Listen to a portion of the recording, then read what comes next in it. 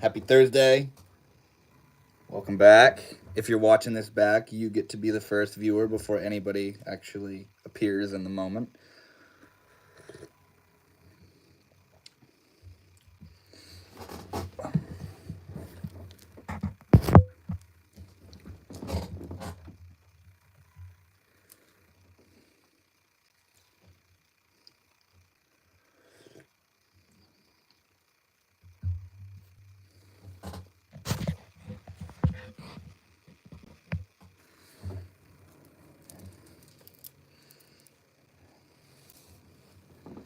Who's going to be the first homie?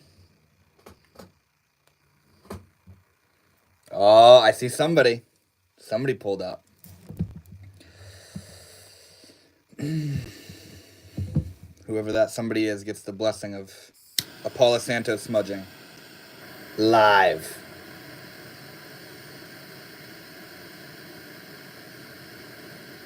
They just liked it and dipped. Let's see. Yo! Squirrel Sniper, what's up, homie? It's so nice to see you here. Hell yeah. Get some of this Palo Santo, bro. There you go. I haven't lit Palo Santo in a minute, and it smells so nice. How are you, man? Or woman. I don't know if you're a guy or girl. Inevitable and I. Yo, what's up, man? What's up, homie? How you doing? Good to see you, man. I hope you guys have had a good week. I'm glad to be back. I literally look forward to Thursdays, man. It's so cool because Thursday's the last day of the week for me. I work Monday through Thursday. So not only is it the first night of the weekend for me, man, but I got my Thursday night lives where I get to kick it and hang out with you guys for a couple hours, and it's so fun. It's so sweet. Blue, what's up, homie? How you doing? Marcus Ammon, hello. What's up, bro? How you guys doing? Welcome to Thursday Night Live. I don't know how many of you have been here before or not, but I recognize a couple of you, I think. 07, what's that? I hope you guys have all had a wonderful week, by the way. I've had a beautiful week. Squirrel Sniper, I really appreciate you, man. The feedback you're giving me in the comments and saying you're looking forward to the live and stuff. That means the world to me, man. I'm the same way, dude. I've been here before, says Marcus. That's awesome, man. Well, welcome back. I don't know the last time you were here, but I hope you've had an amazing week, man. 07 equals salute. Oh my God, I see it. That's crazy, bro. You learn something new every other week. That's awesome. I salute you, Blue. All right. I see some people pooling into the live. For all of you that have been here before and that were here already, you know the deal. But for all of you that are new here, welcome. My name is Devin. I run the YouTube channel Northwood Shaman, where I talk about spirituality and self-transformation. I post videos every week, and yeah, every Thursday I go live on YouTube, and it's just like a chat room where we hang out and we talk about stuff. We talk about spirituality, meditation, psychedelics, psychology, manifestation, anything, all that fun stuff, all that fun woo-woo crazy stuff. We hang out, we vibe, we have a good time. And yeah, if any of you guys have any questions about anything in particular, or just a comment or a statement or anything like that, don't hesitate to drop it in the chat. It's beautiful talking points for not only me, but everybody in the chat as well likes to bounce off of it. So yeah, don't hold back. Lisa Williams Harris, hey, you've got an awesome vibe. I found you in the FTP group. No way, Lisa. What's up, homie? That is such a beautiful connection. Oh my gosh. That means the world to me. I don't know how you got connected with my YouTube channel, but that's so beautiful. That FTP group is incredible. I don't know how far you went with the, buying the course and all that stuff. I didn't do that, but needless to say, those 3 weeks with Aaron and Victor and just the energy of the group was profound, dude. That's so cool that you're here, Lisa. That means the world to me. Tuareg Star says, hi. What's up, homie? How you doing? Lana says, I had an ego death last time I did shrooms. Tell me about it, man. That sounds crazy.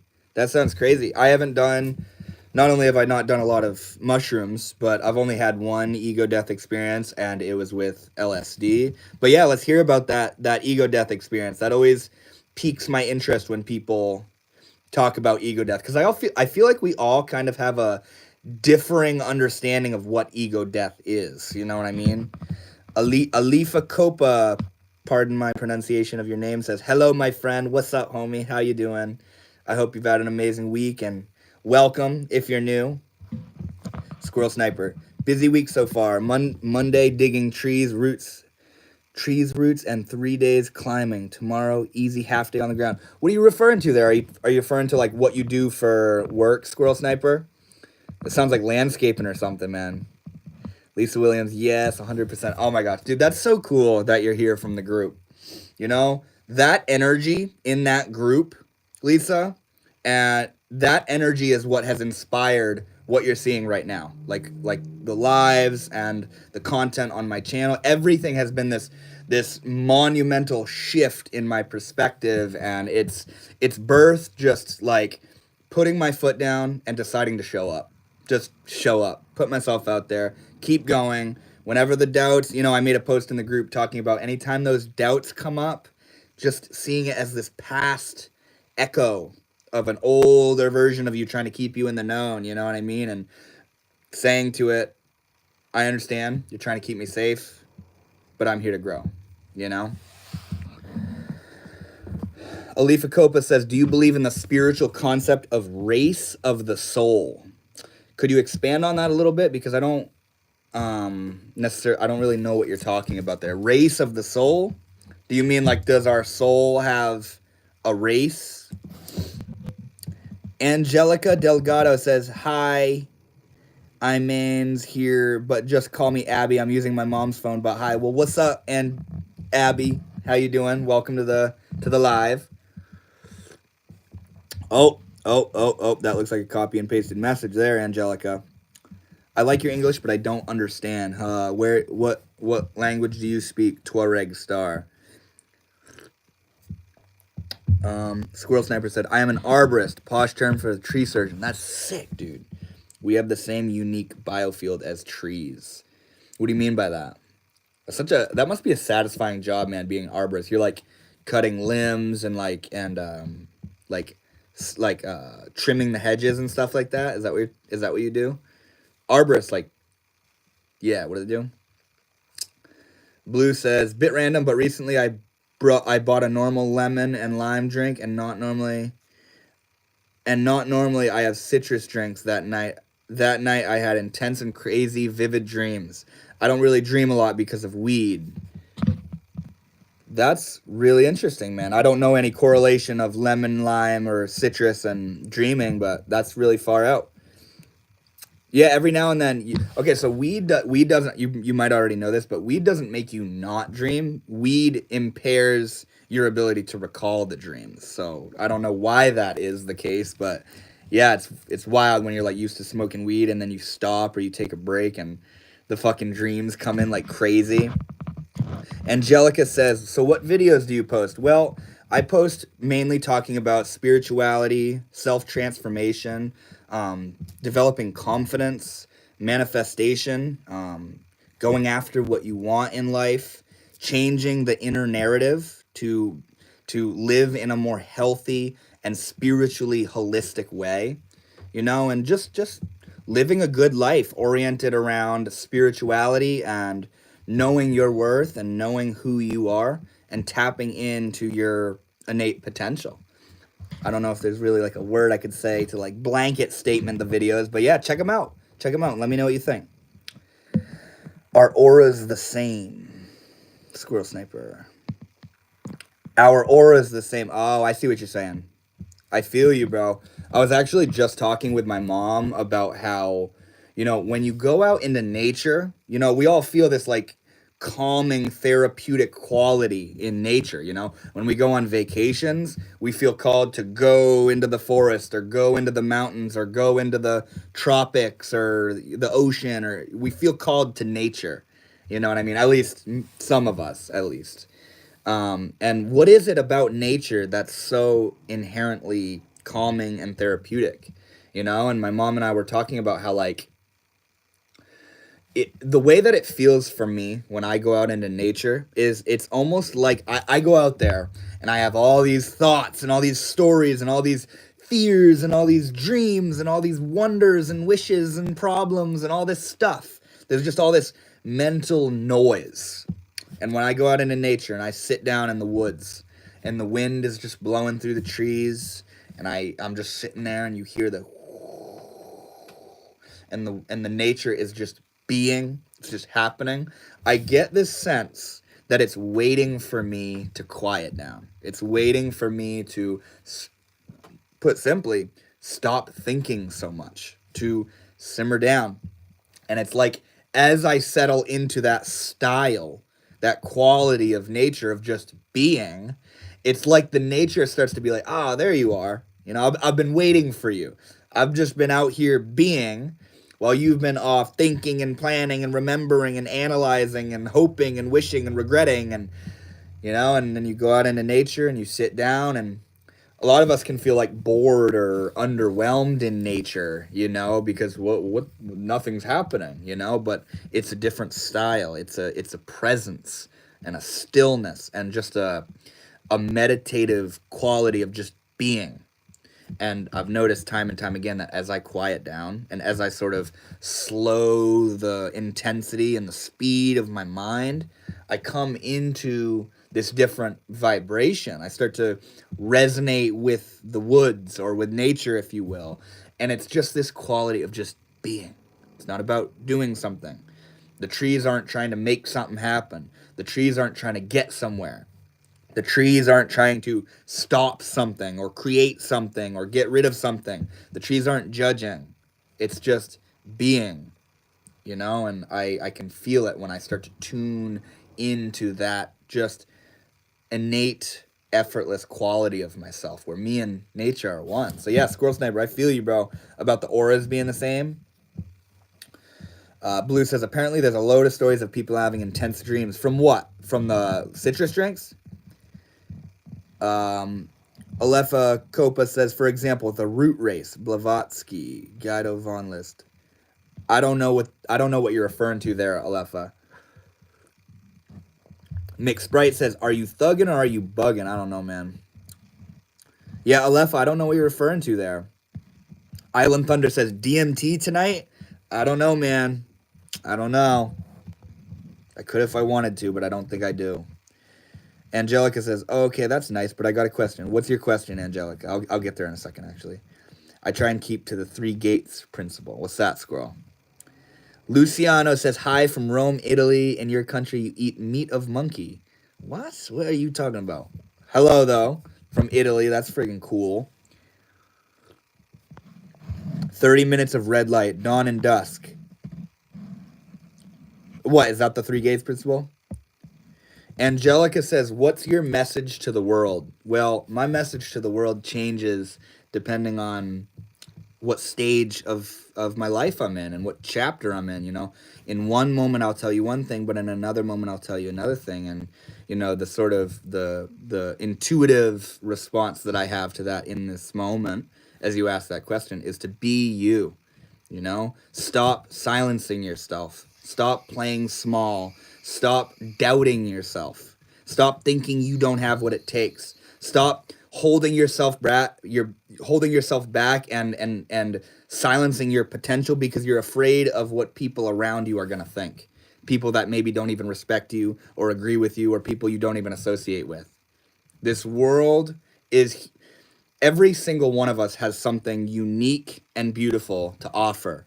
And by silencing ourselves or thinking we don't have what it takes or we're not good enough or, oh, it won't work and what if I fail and all this stuff, all we're doing is robbing the world of the beauty and the potential that we have to offer.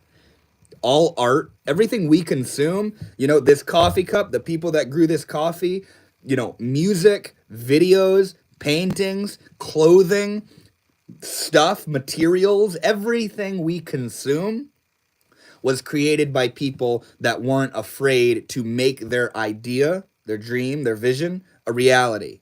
They put aside their doubt. They put aside the fear of judgment that we all realistically have. We all are afraid of that judgment initially. They put that aside. They said, I have something I want to create. I have a calling to create this. And they created it. And now all these people are benefiting from it.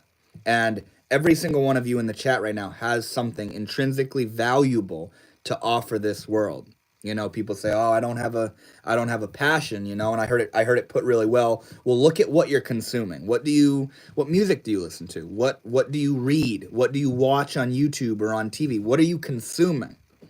Your passion is sort of tied in to how you spend your time, what you like to do in your free time. You know what I mean? So I understand the mystery, the struggle of not being able to find that passion, but you know, this world needs you.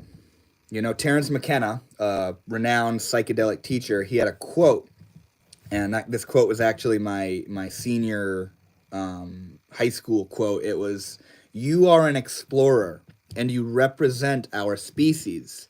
And the greatest good that you can do to mankind is to bring back a new idea, because this world is in crisis from new ideas. This world is in crisis from a lack of consciousness. This world is in crisis because you aren't showing up. You aren't putting your foot down and showing up with what you have to offer." So, in short, I could go on and on, but in short, my message to the world is be you. Just be you. Stop giving a shit what Sally and Joe are going to think of you. Stop fearing judgment. Stop fearing failure. It's said the master has failed more times than the student has even tried. You're going to fail. You're going to fall. You're going to get judged. But stand up anyway. Keep going. Stand up. Brush yourself off. Keep going. Don't be afraid to speak up. Don't be afraid to be you. That's what creates a positive force in the world. It's what creates polarization, uniqueness, diversity, variety. So be you. Tuareg Star says, how can we live a healthy life? Wow, the chat is going crazy right now. I'm going to respond to that question real quick here. How can we live a healthy life? I feel health comes from holism, if that's even a word. Holistic integration of the different levels of your being. Mind, body, and spirit. Do you have a good diet? Do you exercise? Do you have good hygiene? Are you getting outside? You know, how are you treating your body? Do you drink alcohol? Do you take drugs? Are you abusing substances? You know, how are you treating the body? And then as far as you all understand that, and then as far as your mind is concerned, what thoughts fill your mind? Are you filling your mind with self-deprecating talk? Are you talking, one moment, are you speaking negatively of yourself and others? Are you filling your mind with doubt and fear and frustration and nihilism and depression? What thoughts define your mind? What's your mind filled with? How are you treating your body? Your spiritual connection. Are you denying the awareness that you have in this moment of the mystery of existence? Are you denying your connection to nature, your connection to God, your connection to the divine, or whatever that feeling of acknowledging the mystery is? Because at the end of the day, you don't have to believe in God. You don't have to put a face to anything that you would call spiritual or divine. But in my opinion, spirituality is more so a direct connection to the mystery. A healthy understanding and acknowledgement of the mystery of existence. And out of that comes a sort of humbleness and reverence for life. This is a mystery, you know, and that physical, mental, and spiritual integration, that holistic integration of every different level of your being, is what results in a healthy life, you know? Now, I can't pinpoint how you in particular should do that. All I can say is it's good to pay attention to every different aspect of yourself. How are you treating your body? How are you treating your mind? And are you connected to the intrinsic mystery of life?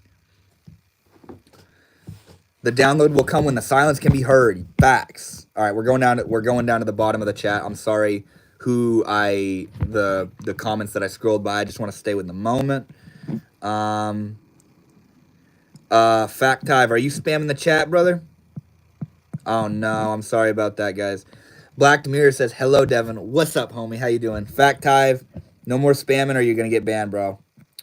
God bless you, brother. Thank you, man. Thank you. If you're dropping the beautiful stuff in there, you're just coming a little heavy on the comments. Let's see here. Jenny Stewart said, answer, you piece of poo. Okay, I got you. Why are you going on about trees? Please stop. Jenny Stewart. It's a little harsh. A little harsh. What is your message to the world? Your first message. I know, right, Squirrel? That's her first message. And then she wants me to answer if I believe God made the world or the Big Bang. Same thing. No difference. What is the Big Bang made of? The Big Bang, let's just suppose that the Big Bang is why it exists. The Big Bang is God. The Big God Bang. It to me, whether it all started from a Big Bang or I don't differentiate the two. I have a deep respect for physics and science and that materialistic understanding we have of the world, but I don't differentiate God from that. God is the Big Bang. God is the black holes. God is the natural and intrinsic law of the physical world that causes the atoms to come together and make molecules that leads to like and gravity and life forming on this. I believe all that stuff and I have such a deep respect for it. And also the really fun part is that I don't differentiate God from that. God is that. God is this moment right now, you know? God isn't a guy in the sky. God is this moment right now. Do you believe that God made the world or Big Bang? Yeah. And then she says, answer, you piece off poo. Jenny's got some pent up anger in there. What's going on inside? Blue, yes, just normal lemon and lime. I think it may be due with extra boost in the brain, which helped me have better dreams or remember them. I'm going to try that again. Yeah, that's really interesting, man. Zeth Loveless says, dude, you are not actually saying anything. La la la la la buzzwords. Well, see, when you don't understand something, it sounds like a bunch of gibberish. In the same way, like if a big math equation was being represented to you, you would have no idea what they're saying. If another language is being spoken to you, you're going to have no idea what they're saying. You're going to hear little buzzwords that sound maybe similar to something you understand. But the idea is when somebody's speaking a language different than the one you're used to speaking, you're not going to get it. And that's what's going on with you, man. I'm sitting here sharing a perspective, and just because you don't understand it or comprehend it, you're saying I'm not saying anything, you know what I mean? Angelica says, okay, but what do I do? Because I have bullies in my school and they are mean to me and I don't know what to do. Tell me, please. How old are you, Angelica? I have this, I mean, I have it set to like 18 or whatever, but if you have bullies in school and they're mean to you, I don't know. Punch them in the face. I'm just kidding. I don't know. I mean, obviously, if they're physically bullying you, that's big. But if it's verbal bullying, if it's psychologically bullying you and being mean to you, there's gonna time. I know it will be hard. I know it's hard right now, but there will come a time where you look back and you realize, why was that triggering me? First of all, why was that triggering me? But second of all, you're gonna see how immature and childish those people were to be bullying you. You're gonna see that their negativity is a reflection of them. It says everything about them and nothing about you. So do what you can to just let it go and see that that's their problem. Them bullying you is their problem. It's up to you to give them permission to piss you off or not. Namya, don't be sad. Be instead. I don't know what you're saying there. Believe in yourself. Yeah. These fake life coaches make me laugh. Oh, that's unfortunate. Sorry, Zeth. There is no life coach, bro. There is no life coach. Life is the coach. Believe in someone else. Squirrel says the 3 gates principle. It's what I am about to say it through one of the 3 gates. 1 is true. 2, it is necessary. And 3, it is kind. Yes. Yeah. All right. Zeth is getting banned, unfortunately. remove, not, hold on. Give me 1 second here. Put user in timeout for eternity. There we go. All right, Zeth is gone. That's what happens when all you offer is just your own grumple stiltskinness, your own negativity. You just get removed because it's not conducive to anything positive. It's just like negative venting. It's just trauma. You know what I mean? Yeah, Squirrel, that's beautiful though, those 3 gates thing. All right, I'm headed down to the bottom of the chat. Life is the coach, live stream guy from YouTube. I'm gonna pin that. That's sick. Yeah. And see, live stream guy from YouTube, that's the coach. You right there, Ether Max, saying what you just said, that's the coach. Everything is the coach. It's just about what resonates with you and what you want to take in, you know? What do we got here?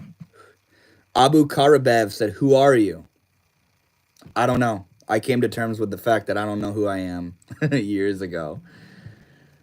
Just having that question that no one has ever given you to ask is enough. Get you knowing.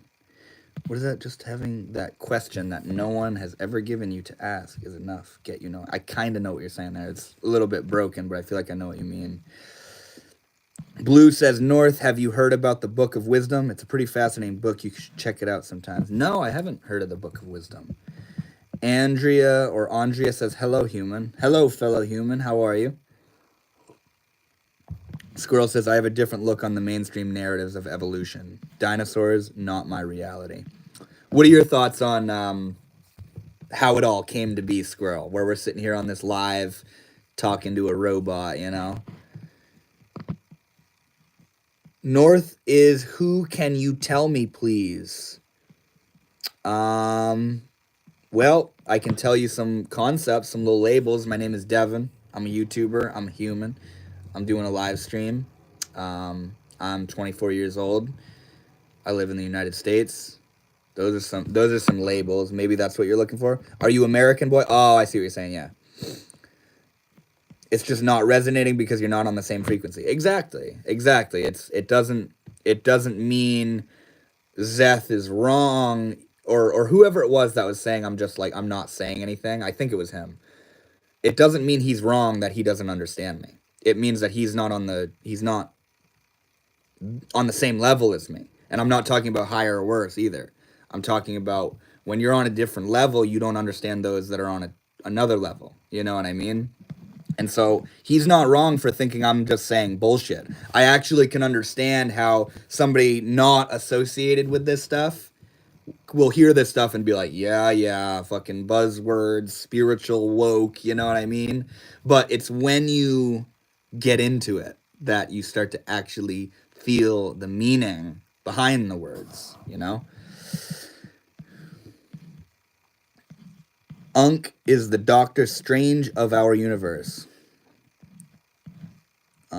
Andrea, starting off with Adam and Eve or apes evolving into humans slowly. Honestly, if I'm just going to talk about like what I personally believe in, I would have to say like apes evolving into humans slowly makes more sense to me rather than two beings being plopped onto the existence. You know how like when mold grows on the surface of something, it kind of starts all over it. It kind of starts growing all at once, all across it.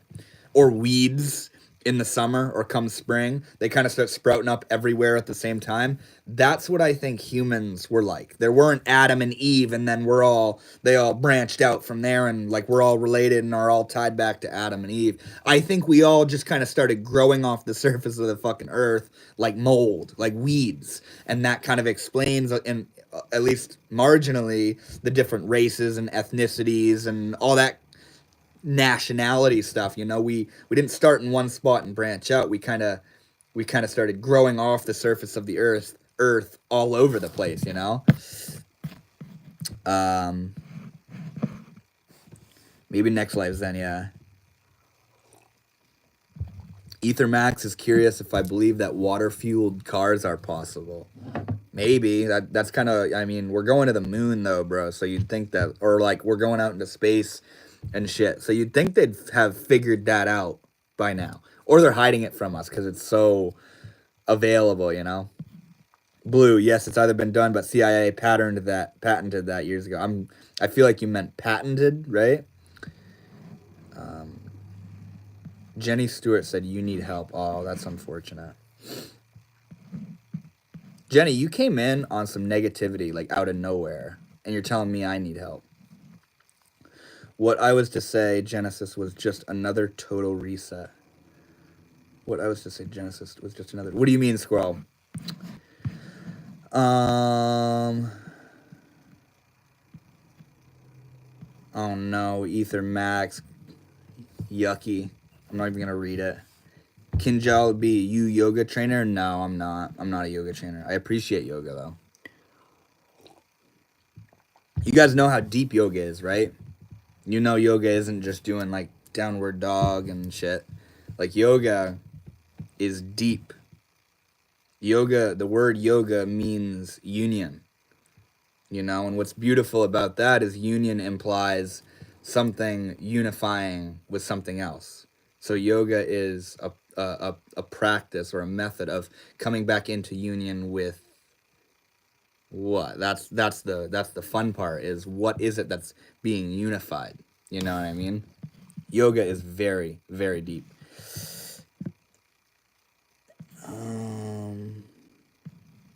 Ethermax says, but how would you explain life emergence in the first place? Well, like the truth of how I feel about it is that I don't know, and it's a complete mysterious miracle. I have no idea, but I can see the legitimacy in the conditions of the physical universe coming into such a pattern that it allows for this abstract, complex form of life to be born. And the mystery is that life is animated materials. Life is animated physics. Life is physics that gained fucking superpowers. You know what I mean? Like if it's all just like rocks and chemicals and gas and atoms and molecules and all this shit, what is life? What I made a video about this. It's the describing spirituality video I made just a couple weeks ago or whatever, but it's that life right now, what we're experiencing, we're a bunch of fucking just materials talking to each other through materials. I'm live on a fucking material, you know what I'm saying? And like it's using different electromagnetic waves to make the YouTube live happen and shit. But the idea is that like we are physics, we are physical stuff that's animated, and we're being animated by consciousness. And consciousness is this sort of transcendent energy that's you know how like they say like black matter like pierces through everything. Consciousness is kind of like that fabric as well. It pierces through everything, you know. And when you take the physical world and orient it in the pattern of life, meaning whatever, like any sort of physical body, an organism of any sort is a certain pattern of materials, and when that pattern of materials is present, life animates through it. You know what I mean? Something shines through it. So, I don't know where life emerged from, man. Where did any of this emerge from? Blue says, we've never been to space, just my opinion. That's a fair opinion. I feel you. I've never been to space, and I'm sure none of you guys have ever been to space, so we can't say we've been. You know, we can either believe what we see, or like Blue is suggesting, not believe all the stuff we've seen. Who's popping the hearts in? Who's the heart popper? Abu says, have you heard Uzbekistan, and have you ever been in Uzbekistan? I have not. I actually haven't even, maybe I've heard of it, but I've definitely never been there. Squirrel Sniper says, question, does everyone have a soul and a spirit, or some just a spirit? Everyone has a spirit. Every form of life has a spirit. And even the physical world, you look at, everything has spirit to it. It's made of spirit. you know? And life is kind of like I was just talking about, Squirrel. Life is the animation of the physical world, and what it is that's animating the physical world is spirit. You go out into the forest, you know that feeling, that powerful feeling, or like a thunderstorm, a really intense thunderstorm, you know that feeling of power, or like crashing waves during a hurricane on the ocean. You know that feeling? Or like you look out at a huge, vast, white capped mountain range. That feeling. That spirit, bro. That spirit coming through, you know? And I feel like everyone has a spirit, most definitely humans, you know? And maybe that spirit has a hard life path that they're going through where they need to be a negative person, or they need to have hard things happen to them for whatever work they were meant to get done here in this journey of life. But nevertheless, they very much so have a spirit. You know what I mean? It just might be manifesting itself in a way that would make us think they don't have a spirit, or they're an NPC, or they're evil, or whatever it is, you know? But I thoroughly believe that every single one of us has a spirit. Kinjal says you should do yoga. I have been doing it since childhood. That's incredible. And I probably should do yoga. You're very right. I should probably get into yoga. I do stretching, you know what I mean? And I do mindful, quiet stretching, you know what I mean? And that's profound. But yeah, yoga, if you guys want a book recommendation, read the Yoga Sutras of Patanjali. That shit is deep. Deep, deep, deep stuff. There's a fire truck going by right now. You hear that? The cat pose, very good end of the day. I can't really think. Is that the one where you like lift yourself up while you're laying down with your legs out behind you? Blue says, I believe a lot of it has been hidden from us, honestly. Y'all should check out the Book of Wisdom. It's changed my life. I know, maybe I should.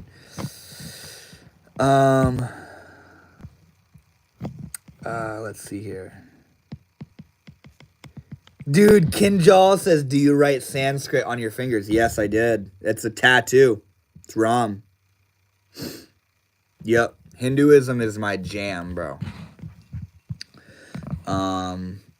Bro follows Hinduism. I don't follow Hinduism. I appreciate Hinduism. Like, I'm not like a Hindu, you know what I mean? Hold on. I'm going to block this guy, Tom Welsh, real quick. The user's messages will be hidden. Perfect. Blue, much has been hidden since 1919 book. Why? What's that? I want to know what's tattooed on that finger, and if he knows the meaning. So I think you should be vegetarian. Wait, so you think Hindus need to be vegetarian? Are you about to lay on me a whole, like, religious sect trip? Blue, the only space is the distance between you and me. What is that? What are you referring to there, Squirrel? Squirrel Sniper. That wasn't the question. What about the soul? I know spirits everywhere, but how many souls? And how many soulless? Jai Shri Ram. Yes, Kinjal. Jai Shri Ram.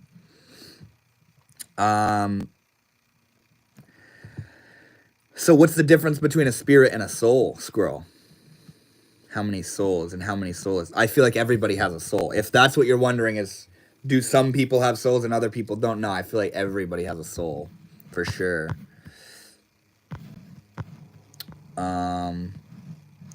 It's a pretty rugged book, new, printed, not really put together well, but has a ton of hidden occult knowledge.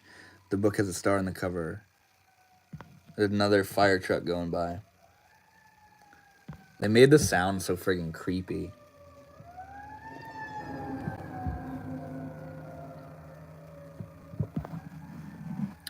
Bob Gnarly says transcendental meditation works. What is transcendental meditation? I've obviously heard of it. But what exactly is it? That's not Sanskrit, bro. Yeah, or Hindi or whatever. I'm not, you know what I mean? Read Bhagavad Gita. I have the Bhagavad Gita right over there. It's a profound book. Cat pose on all fours in a ball, then arch spine to stretch. Yeah, I know what you're talking about. Yeah, the Bhagavad Gita. Hinduism is one of those things, I'm not a pundit, I'm not a scholar on Hinduism. What is it then, Kinjal? If it's neither Hindi or Sanskrit, what is it? Is it because you're seeing it reversed or something? This right here, what I have written on my fingers, is the handwriting of Neem Karoli Baba, a Hindu saint, his writing of Ram in Hindi. So I don't know, maybe he was writing in some other language or whatever. I don't know, it's very random. Well, maybe it's because it's mirrored, but yeah, it's the handwriting of a Hindu saint writing Ram. So I don't know like what language it is, doesn't really matter. But yeah, dude, the Bhagavad Gita, that's something that I've applied to my life a lot, where we are like Arjuna on the battlefield of life, you know what I mean? And you can't not do anything. That's the fun part about this world of form, this world of karma, is that you can't not do something. What's the first thing you're gonna not do? Okay, I'm gonna sit here and not do anything. Well, that's what you're doing. You know what I mean? And there's such a thread of profound beauty and wisdom in that book. Of It's like trying to find the divine action, to trust and have faith in God, that God is carrying your life, and to also like lift you up to realize that you have to show up.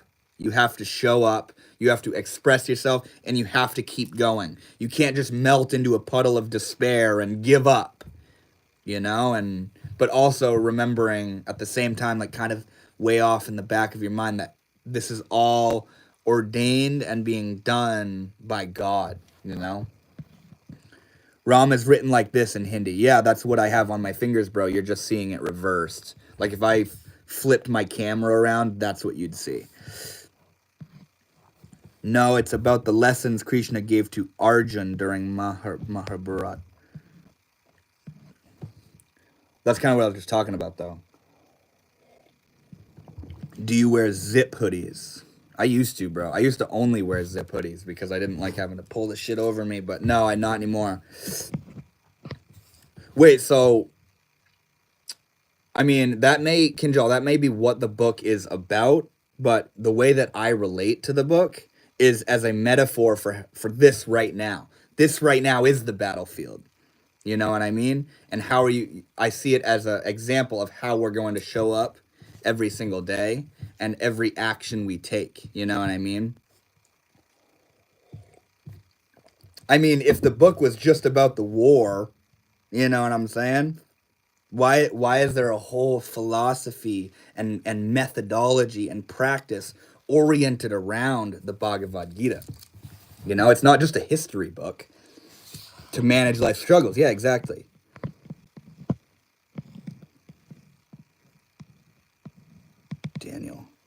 Daniel needs a hug. Why?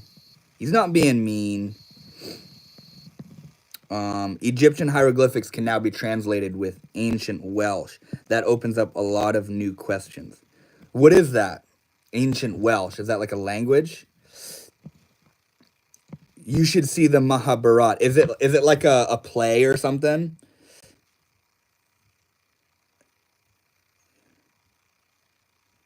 LMAO, bro became Indian. You started throwing trash everywhere and shitting in your local river. You guys, at least you, Seva, that's such a skewed perspective of what it means to be Indian.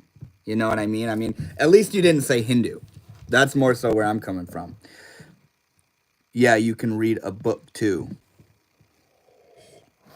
Wait, is the Mahabharata like the epic? It's like 3 stories, like the Ramayana, Bhagavad Gita. Is that thing? Um, Yo, globe geography and space. What's up, homie? I love how you always just pull up. You just say hi, then you just watch, and then you just leave. How are you, man? I hope you've had a wonderful week. Seva or Sava says, I mean, yes and no. To what? It's a war between brothers. What, the Mahabharata thing? Oh, yeah, yeah, yeah. Kinjal, are you Hindu, bro? Do you get down with the teachings of a Hindu? I'm having like a weird fucking deja vu right now. Blue, here on YouTube channel I modded for before he passed away. Ross brought sticks from Britain's Indian history. I don't know what you're referring to there. Yes, yeah, I am Hindu and Jain. Is that, I feel like I've heard of that, like Jainism or something like that. Yo, bro, you got room 40? I don't know what that is. Yang, what's the name of the... Oh. Kinjal, how has Hinduism most deeply impacted your life, bro? What does it mean to you? Yo, my boy says, Skaroob, what's up, man? How you doing? Thank you for pulling up, bro. Squirrel Sniper, I love that you and Blue are just having your own little conversation. That's fucking awesome. Baruch, last week we talked about Hindu and spirituality. Yeah, there's a Kinjal is schooling me a little bit on some Hindu stuff that I wasn't aware of. I love it. I could talk about Hinduism and that kind of stuff all day, bro.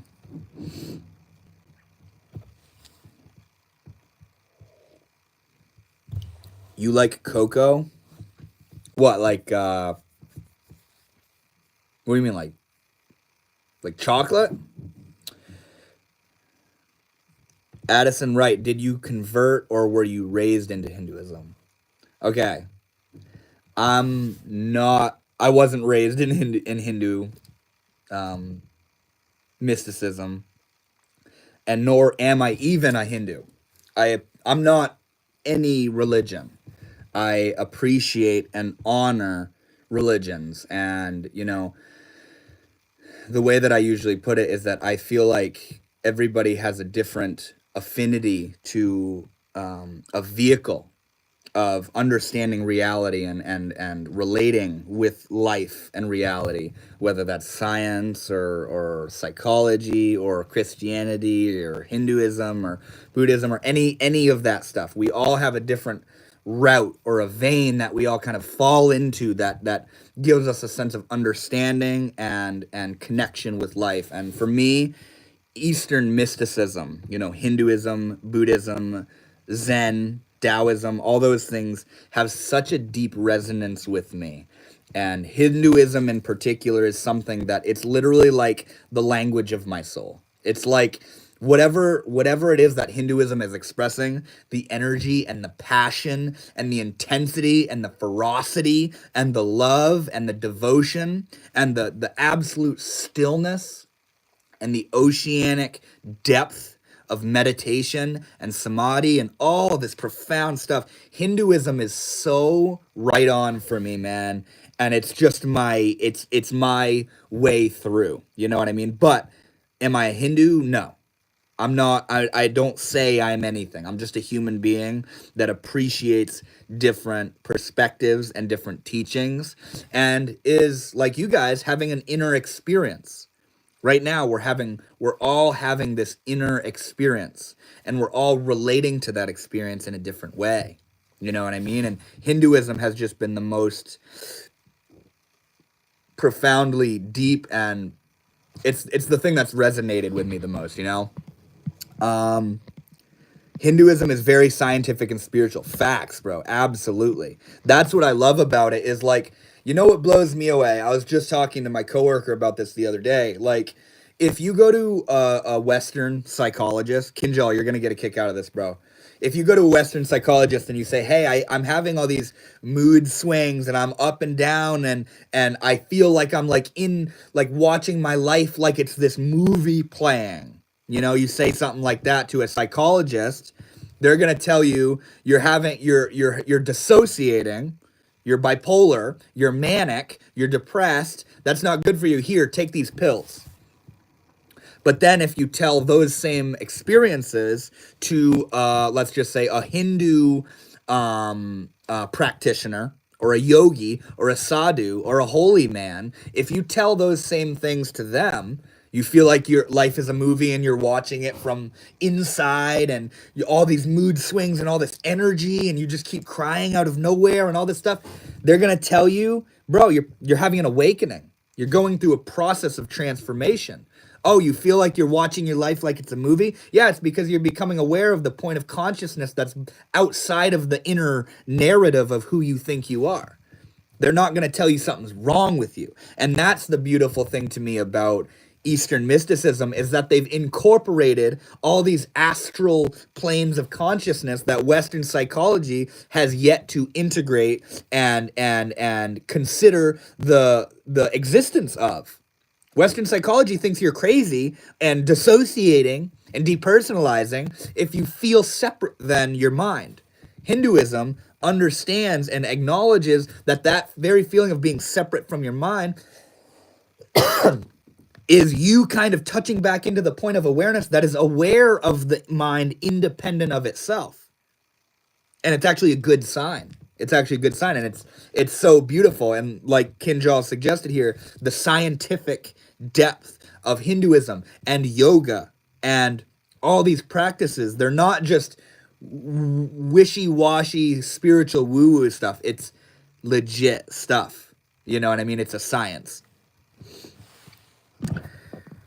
David Cabello says, teach me about true love, bro.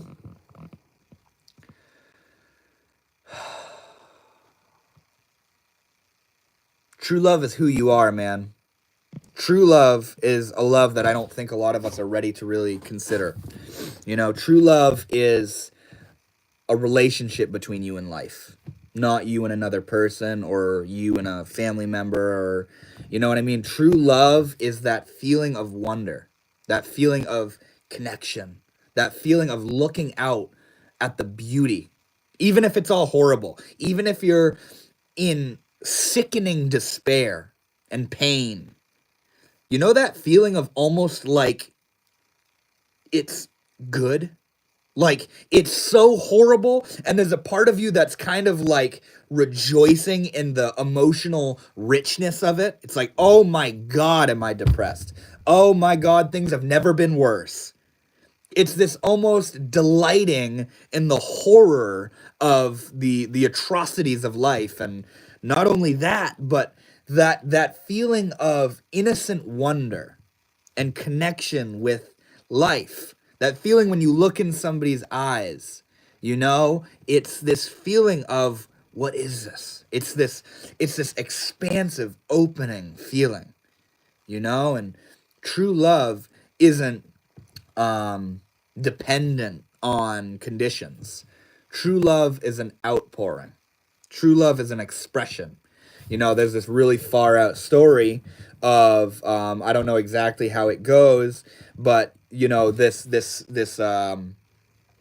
samurai gang was rolling through a town, an Asian town, like where a bunch of Buddhist monks were living, and they were rolling through the town and ravaging everything and pillaging everything, and all the Buddhist monks fled. And all the monks fled except for one monk who is still in the monastery, still sitting in meditation. So the leader of the samurai gang heard that this one monk had stayed, and it infuriated him. And so he went to the monastery, he banged the doors in, kicked the doors in. He approached the monk, and he said to the monk, he said, "Don't you know who I am? I could take my sword and run it through your stomach without blinking an eye." And the monk sitting in meditation opens his eyes and he looks at the samurai. And he says to the samurai, "Don't you know who I am? I could have your sword run through my stomach without blinking an eye." And that is true love. Now, obviously, some of you may think, well, what the fuck?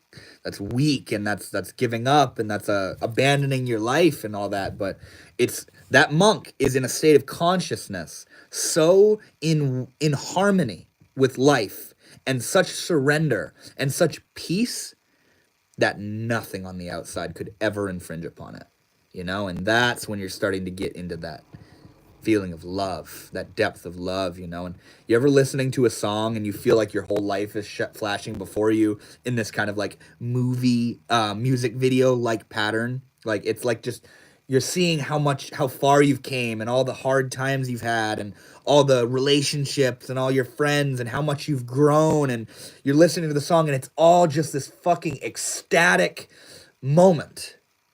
That's true love, bro. I've been Hindu my whole life. Please don't call it mysticism. It's reductive and insulting. Really? What connotations do you have towards the word mysticism that makes it reductive and insulting? If anything, fucking calling it mystical is expansive, bro, and complimentary.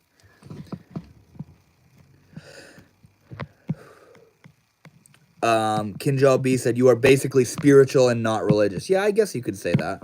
All right, hold on. I'm going down to the bottom of the chat. What's going on here? Squirrel says, love is not just an adjective. Facts, bro. Adjective's a what? Adjective is a descriptory word, right? That's what that means. Like, love isn't describing something. Love is a thing itself. I feel that. But love is an emotion. All right, hold on. Let me go up a little bit. Let's see what's been being said here. The spiritual witch saying hello to Black Mirror. That's so sweet. David Cabalas wants to know my favorite weed strain. I don't smoke weed anymore, bro. Blue, that's only a drop in the ocean. Spirituality is life. Life is everything, including religion. It's all combined. Facts, bro. It's all one. It's all one. Subek. Kinjal, you might know that one. Subek, all one. Kinjal says, my mom has all her chakras activated. For real? There was a phase in my life where I was really depressed. Bhagavad Gita fixed me. That's incredible. I love that so much. And Kinjal, I appreciate your more learned approach and what you're sharing here about Hinduism, because obviously I'm not Indian. I'm not actively like studying the scriptures and the teachings of Hinduism, but Hinduism is like a language of spirit to me that resonates so deeply. You know, I'm not wearing this get up just to like look like play a part.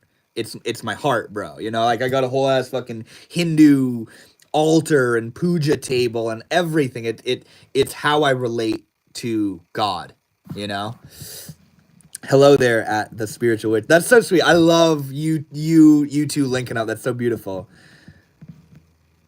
A life well lived is a life that has ended. I don't know what you mean by that. True love is loving yourself to the fullest. Facts. You will never get that.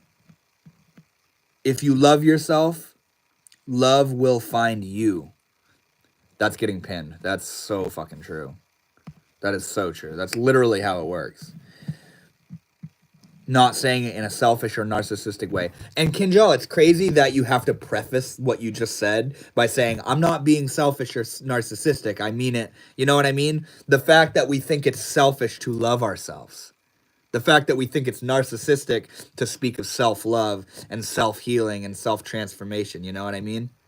Like, you know how on a plane, if the oxygen masks come down, who are you instructed to put the mask on first?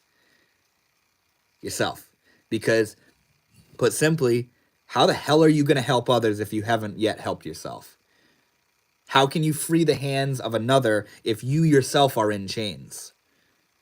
So self-love is actually, service to self is actually service to others. Because by serving yourself, you're putting yourself in an optimal position to be of service to others. You know? If you go out there, what's the motive in helping others? You know what I mean? You may be coming from a distorted perspective where you feel like you need to fix people. I'm spiritual and I'm going to help everybody. That's going to create more suffering. It's coming from an egoic vantage point, and it's critical to pay attention to where that service is coming from. Who's helping? Who's helping who?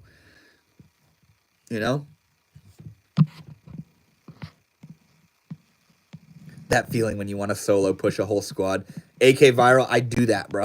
I fucking play PUBG and I do that shit. Love is being the best of your ability even when no one is looking. Facts, bro. Facts. Deluded says suffering breeds growth and learning, and that should strengthen and plant a seed of love in your heart for yourself and others. Absolutely. Suffering is often the kick in the ass that a lot of us need to open our eyes, wake up, and not take this life for granted. To lead a life of love, to put down the toxic negative habits, to leave the toxic relationships, to engage in a life of love and pursuing that which we love and that which we want. You know what I mean? Like suffering plus curiosity often equals absolute self-transformation. Suffering without curiosity, without wondering, why am I suffering? What could this suffering mean? How do I get out of this? What is this for? Suffering without curiosity may just result in a bitter, hardened individual because they don't have that quality of wondering. Kind of what I was talking to about, or whoever asked about, said, teach me about true love or whatever. That quality of wonder, of curiosity, that's what pulls you through. That is the like the prerequisite that allows your life experiences to be transformative. Is wondering, how is this here to help me? How is this here to shape me? How is this here to mold me?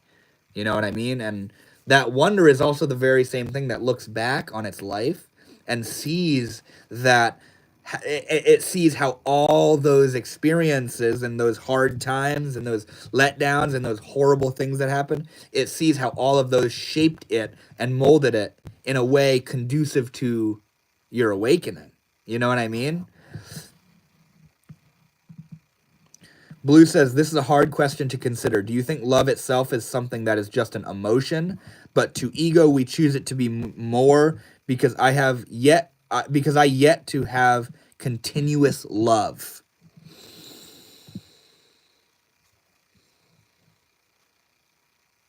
Well, I wouldn't call love an emotion. I would call it a state of being. It's kind of like physical health. Physical health isn't an emotion. Physical health is a state of being. And love is kind of like that to me. It's not a fleeting emotion of happiness and pleasure and gratification and that kind of stuff. Love is a state of being, and what defines love when I'm in that state of love is my life is flowing effortlessly. I'm in a place of mental clarity, and I may even be experiencing negative stuff, but I'm not associating it with bad. It's transformative. It's good. It's growing me. Love is like that state of being that allows me to be in a place of mental clarity and connection to myself and to God and to nature, And the idea of it not being continuous, I know what you mean, but I don't think it's discontinuous because it's like just an emotion. I think it's discontinuous because we're not perfect individuals and our states fluctuate. We go into and out of different states of consciousness. And the reason it's not continuous is because we still have work to do, man. We're still working on ourselves. And if you were in a continuous state of love, you're done, man. That's what it's about. That you did it. If you're in a continuous state of love, you don't have anything to work on, because that's the point, in my opinion, is to be in love. So the idea of it not being a continuous state, don't associate that with thinking that love is just this fleeting emotion. Realize that the lack of presence of that love may be a sign that you still have work to do. You still have things to work on. You still have things to shed and let go of. You know what I mean? And love, in a very interesting way, is a natural state where all this tension, all this negativity, all this judgment, all this overthinking that we all do, every single one of us, all this overthinking that we do, it's like stuffing down like a bouncy ball underwater. We're creating all this resistance, all this tension, all this buildup, all this negativity, all this negative charge, and we're holding it underwater. We're holding our hearts underwater. For what reason? We think it's necessary. We think we need to be thinking this much and trying to get rid of the pain, but all we're doing is stuffing that ball underwater. And now, how do you allow that ball to come back up to the surface? You let go. When you let go, when you stop resisting, that ball comes bouncing. It naturally rises back to the surface. And that's what we're like as well. Where when we let go, when we disengage, when we stop applying effort and force, and we trust nature and we trust God to let it be, we naturally come back into a state of love, of a higher frequency. It's a natural state. And it's our very trying to make this or that happen that causes us to create that resistance, which results in coming out of that state of love, you know? The flow state. Exactly, Baruch. Exactly. It's a flow state. Love activating the love state. Yeah. All right. I'm reading some of these past messages here. Love should be selfless. Otherwise, it's not real love. I agree, Kinjal. I agree.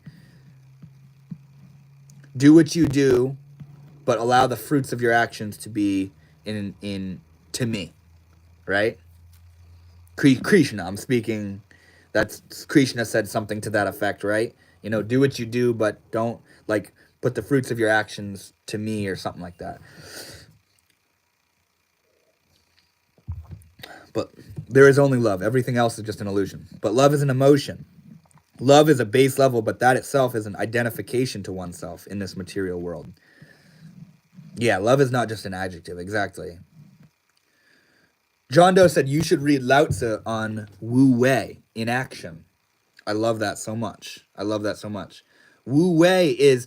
So, John Doe, if you're still here, and anybody else listening, honestly, Wu Wei means inaction or non-doing or not forcing. And this is a term in Taoism. And it means, in my opinion, in my understanding, let go. Exactly what I was just talking about. All that suffering, all that strife, all that tension, all that chaos in your life is you pushing the ball of your heart underwater. And Wu Wei, let go. Let it be. Let go doesn't mean get rid of, by the way. Hold on. Let go doesn't mean eradicate. Let go doesn't mean go away. Let go means be with. Allow. Stop trying. Stop trying to get the good stuff. Stop trying to get away from the bad stuff. Let go means stop thinking you have an influence on what's going on. That very influence is you pushing that ball deeper and deeper and deeper down into the depths of yourself. And when you let go, the ball comes back to the surface naturally, effortlessly, spontaneously, and on its own accord. And as who is it? Baruch was referring to here, or suggesting, it's a flow state. Wu Wei is a flow state. How many of you are choosing to think right now? How many of you are choosing the words that you're typing? Every single little word how many of you are choosing to click on your phone? You know what I'm saying? How many of you are choosing to grow your hair and to pump your heart and to do what you're doing? There's so much that's happening naturally, effortlessly, of itself. Even the part of you that thinks you're choosing what to do is that natural flow. You know, and Wu Wei in the flow state is about completely disengaging from the trying, letting it all happen naturally, because it is happening naturally. And it's our very cyclic thinking we need to force things. I need to make this happen. I need to make this stop. I need to do this. I need to do that. That needs to stop. This needs to start. All that creates tension, and that tension results in us losing that flow state. You know what I mean? I have to try. I have to do. I have to make it happen, you know? But when you let go, as it said, you let God, and your life happens naturally, effortlessly and spontaneously. And it's much more harmonious that way. It's much more beneficial and fruitful that way, you know?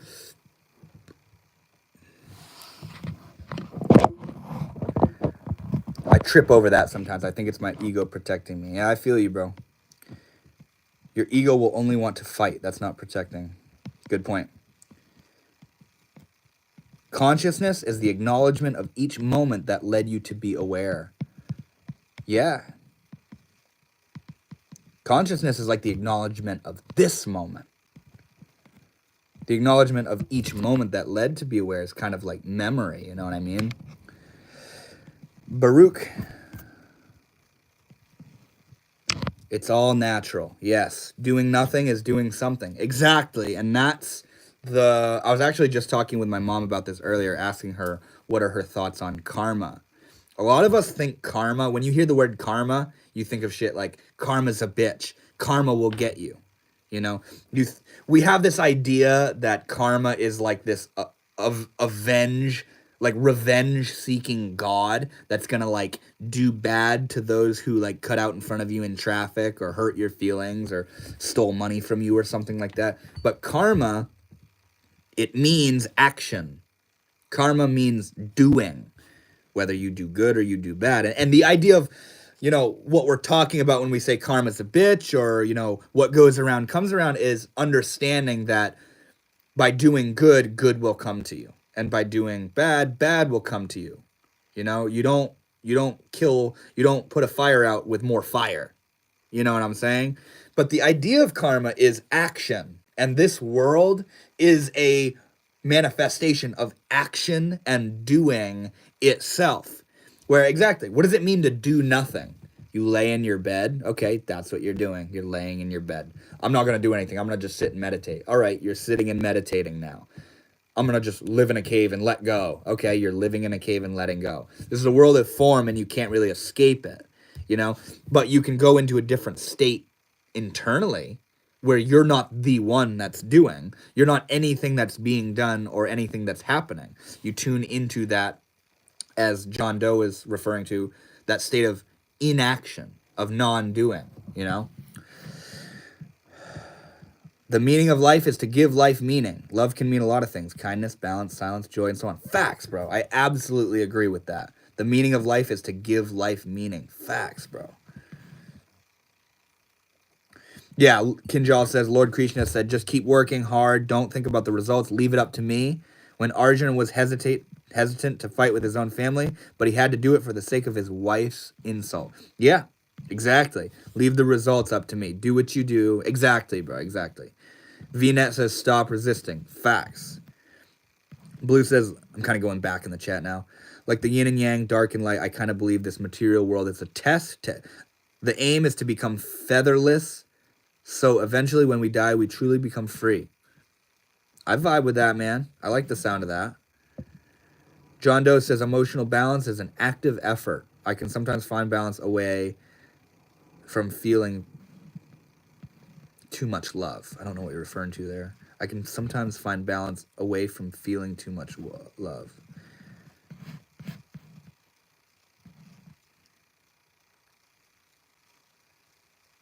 Echo the Shark says, hey man, I know you mean it well, but we should do a bit more nuanced and less neo-guru stating when using psychology or psychoanalysis terms. And by the way, love is a consequence, not a state. That last part is interesting. A consequent is like love is a result. But like, I feel that. I know what you're saying, but like your states of being are a result, are a consequence of the actions you're taking in your life. So I don't think love itself is a consequence. I think the consequence of your actions can be living from a place of love. You know, but I wouldn't associate love with it being the consequence, if you know what I mean. And what you were saying here about essentially saying take psychological and psychoanalytical terms more seriously, I feel like you're kind of leaning in the direction of what I was sort of like pointing at. how we think, no, if you're dissociating, if you're depressed, if you're having a manic bipolar episode, that's serious and you need pills and you need a psychologist or you need to go to a psych ward. But I'm saying from the depth and the truth of my heart, bro, that might not necessarily be the case. Now, I understand people getting ground and reason and genuine help from Western psychological terms and psychological methods of healing. But all I'm saying is the states of consciousness that we often associate with I'm sick, I'm mentally unwell, I need medications, I don't make enough serotonin, I don't make enough dopamine, I'm manic, I'm bipolar, I have split personalities. This stuff that we've become so concreted and ingrained in thinking in a Western kind of way, those states can very well be spiritual symptoms of awakening. There's no denying it, bro. You can either play in the world of it just being Western psychology, or you can play in the world of it potentially being awakening to the divine, to mystical states of consciousness. Now, I know that if you don't associate with this kind of stuff, it sounds wild. But to a particular individual, when they are told that they're sick and mentally unwell because they feel depressed, they feel like life is meaningless, they feel like their emotions are all over the place, they've been imprisoned in a role. You're bipolar and you need help. Whereas the person who consults somebody of a Eastern methodology, a mystical way of being and thinking and perceiving the world, and I'm not just talking woo-woo shit, I'm being genuine here. That person who's bipolar, according to Western psychology, is referred to as going through a spiritual transformation by the Eastern teacher. Now, which one is more realistic? Which one is the truth? In a way, it doesn't matter. But it's the idea that we're so ingrained in Western psychology that if you have fluctuating emotions, going from happy to depressed to all this stuff, you can feel inclined to think something's wrong with you. If you feel like you're watching your life like a movie and you feel separate from your mind, you're inclined to think you're crazy. And I'm speaking, bro, from personal experience. I thought I was losing my fucking mind back in, from like 17 to 20 years old.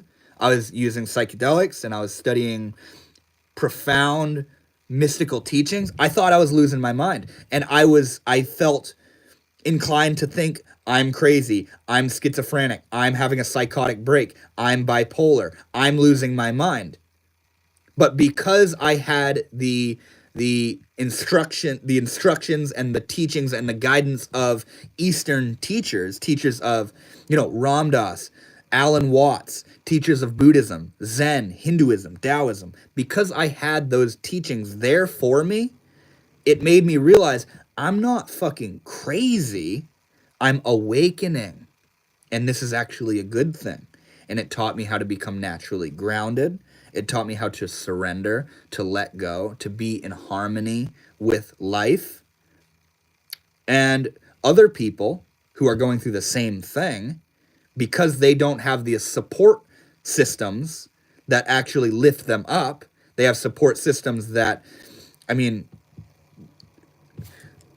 they have their best interest in mind, but they don't understand mystical states of consciousness. They don't even think they exist. Maybe even like you may not even think what I'm talking about exists. But the idea is that to certain people, the understanding and integration of those mystical states of consciousness allows them to integrate and digest their personal experience of life in a way that may help them to avoid having to take pills or go into an insane asylum, all because the teachers and support systems that they have in their culture are invalidating their experience. and imprisoning them in a symptomatic diagnosis. You know what I mean? I kind of went on a rant there with that, but it's deep shit, bro. It's deep shit. And I'm not being a neo guru. I'm talking about genuine shit, you know? I just scrolled down. Jack Williams says, Jesus is the way, he loves you. Fuck yeah, amen. GT said, are you able to describe what you experienced while on psychedelics? Not really. It's not words. You know what I mean? And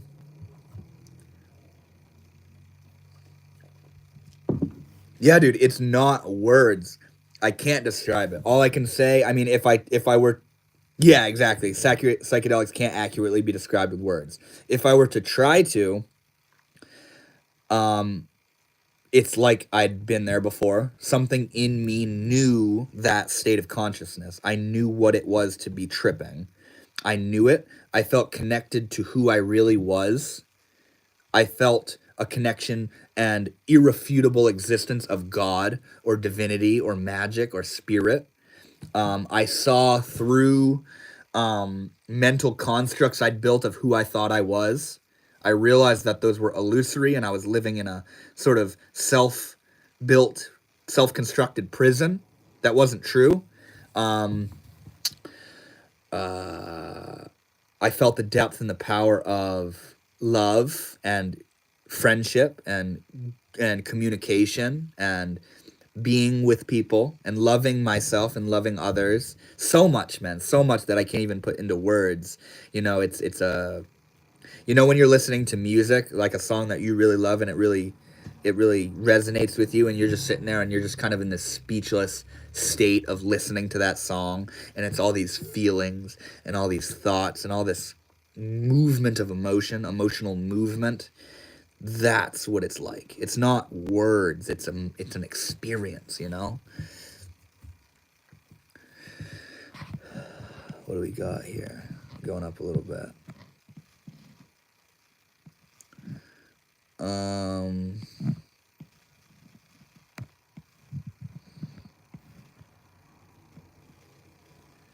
Karma gets you real bad sometimes, and for some people it's in different lives and birth, but for some it's really quick. Yeah, I feel that. It's like a rebound effect, a consequence, you know? Jerf is curious, what do you think happens after we die?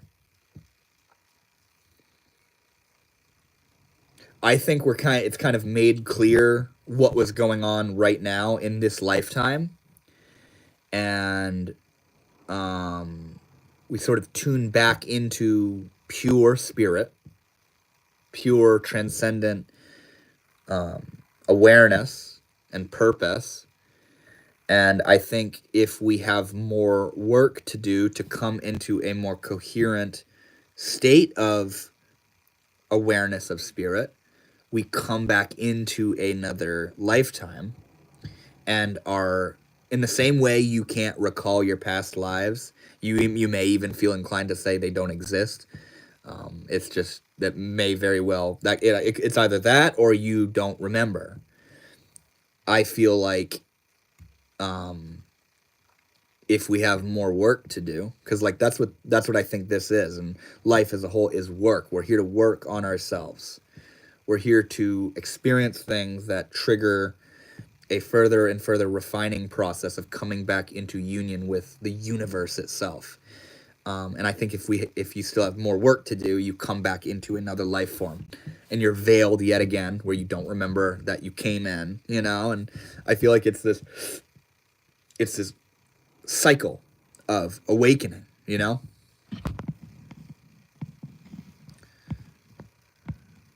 Kinjal says you should keep peacock feathers in your room. It symbolizes Lord Krishna and brings peace in the house. You know what? I might take you up on that offer, man. I like that. Kinjal Squirrel says to Kinjal B, and what if those that run this world offset their karma by telling us what will happen beforehand in movies and TV? People who show things on movies is fictional. They aren't the supreme lord or universe at the end of the day. Blue says life is actually crazy. Yeah, it is, man. John Doe, I'm in the camp of people that believe love isn't the answer to everything. I just come to that conclusion by assuming only this reality exists. No heaven, no afterlife, nothing. That's fair, man. That's fine by me. You know what I mean? So you're probably well aware how many people think differently of that and stuff, but you know what? That is absolutely applicable, and could be the way it is. You know what I mean? Who cares? Is this existence even real? What does real mean, Jerf?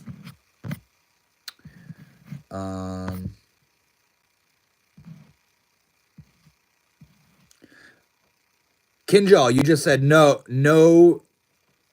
rebirth. Oh, okay, I got what you said. No rebirthing as a human means you have done good deeds in previous life and have attained moksha. Okay, so Kinjal, I got a question for you, bro. It's said that once you're enlightened, once you've attained moksha or liberation or enlightenment or whatever, that you don't come back into human form. You know what I mean? But the feeling that I have, like gnawing at the back of my head, is what's so bad about a human incarnation that the enlightened ones don't have to do it? You know? Maybe it's just my veiled understanding of what moksha actually entails, you know what I'm saying? But that I've always thought that. Why is it a big deal? You'd think an enlightened person, an enlightened being, wouldn't care about coming into form. You know what I mean? I don't know. It's you know what I'm saying. Let me know what you think on that. GT says, hold on, I'm going back here. Just listen to Hanuman Chalisa. It will give you strength. Hell yeah, man. I know like the first couple verses of the Hanuman Chalisa.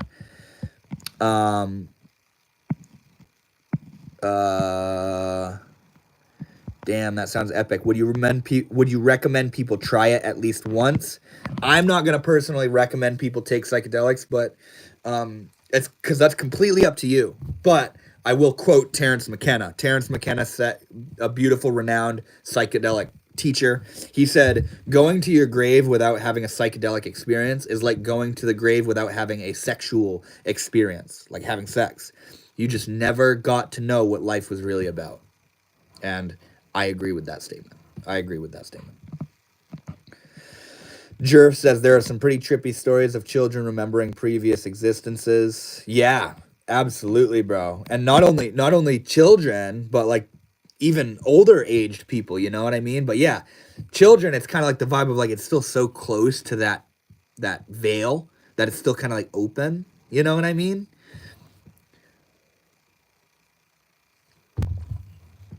I just pounded this cup of coffee, bro, so I'm fucking wired. I'm ready to talk about God and shit. By the way, all of you guys in the chat right now, I love you. I hope you're all having an amazing day or an amazing night or whatever it is for you. Thank you so much for taking the time to just be here and hang out and talk. I love it so much, man. I love it so much. I do this every Thursday, and I literally look forward to every single Thursday because I get to come on here and I just sit down, I hang out, I press live, and all you beautiful beings come into this chat and share your experiences and share your knowledge and share your wisdom and share what you're going through and what you believe. And it's just such a profound opportunity. You know, it's so fun. It's so fun. Where you may have just been scrolling and you just happen to come across this live and you're deciding to just kick back and hang out, you know, and I love you guys. Thank you. I know I don't know you personally and you don't know me, but I love you guys, and we're here to grow, to talk, to communicate together, and to just vibe with this mystery, you know? Squirrel says, what if we are on the outside, hooked up into the simulation, furthest from the supposed truth is where I always look the closest. I don't think we're in a simulation, bro. And also, I don't think it matters.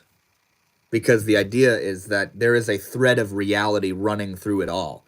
Whether we're in a simulation or not, reality is real. And reality is what I'm after. You know what I mean?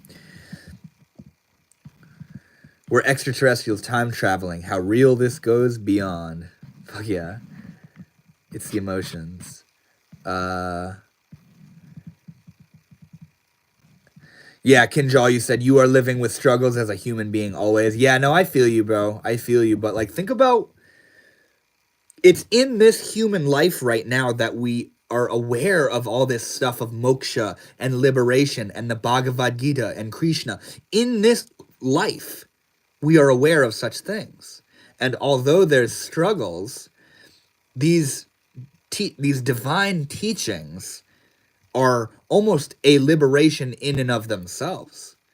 Maybe not a complete, all-encompassing liberation, but nevertheless, everything we're talking about and everything you're devoted to, Kinjal, is God right here, right now.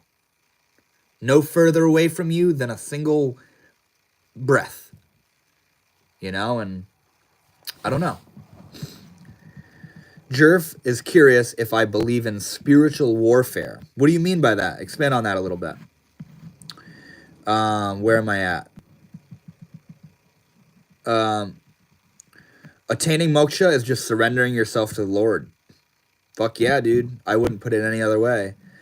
Trump's father did buy Tesla's time travel. What? Screw, what are you talking about, bro? Kinjal, and you can never have a perfect life living with other humans. If you are rich, you will have health issues, anything, struggling in phases of life. Yeah. Yeah. Sickness, old age, and death, and impermanence. I feel you, bro. I feel you.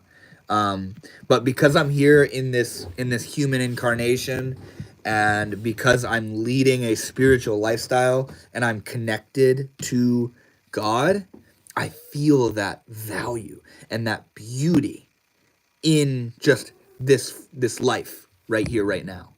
You know what I mean? My last short was "Don't die before singing your song." Yes, dude. I don't know if you saw me quote that somewhere or not, but I've been quoting it a lot recently. Don't die with your music still inside you. And somebody asked me a little bit ago, what is my message to the world? That's it. Don't die with your music still inside you.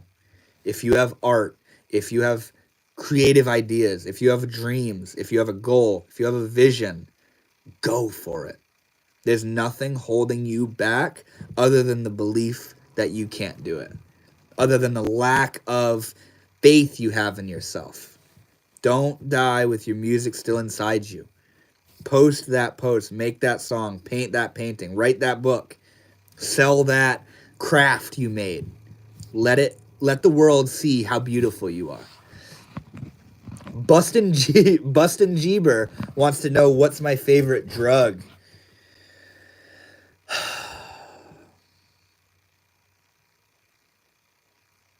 I don't know, man. There's a lot of beautiful drugs, but I guess if I were to pick one, DMT.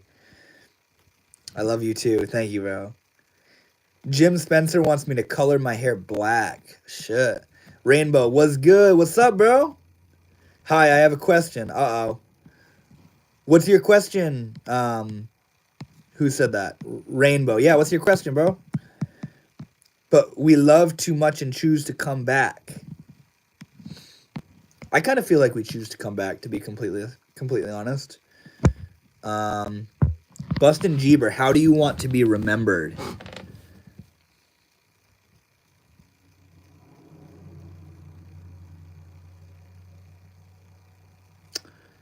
As somebody that lived his life working on himself and being a serving force of love and service and offering and teaching, you know? Bro, read all the paragraph. I like the idea of this YouTube channel kind of being like my legacy, you know what I'm saying? Like, if you knew me, that's one thing, but you can also see this YouTube channel and be like, damn, he was out here doing that shit, you know? I want to be remembered as somebody that lived life to its fullest, you know? Some people don't want to leave this material world. Yeah, facts, bro. When I say simulation, Squirrel Sniper says, when I say simulation, a reality that's construction is mechanical and a sub-dimensional factor that plays a bigger part that we fully understand. Mandela effect, deja vu, synchronicity. So are you kind of just like speaking to the reality of like fucking magical shit, like Matrix shit, you know? You are forced not to leave material world in Kali Yuga. Even if you want to, you can't.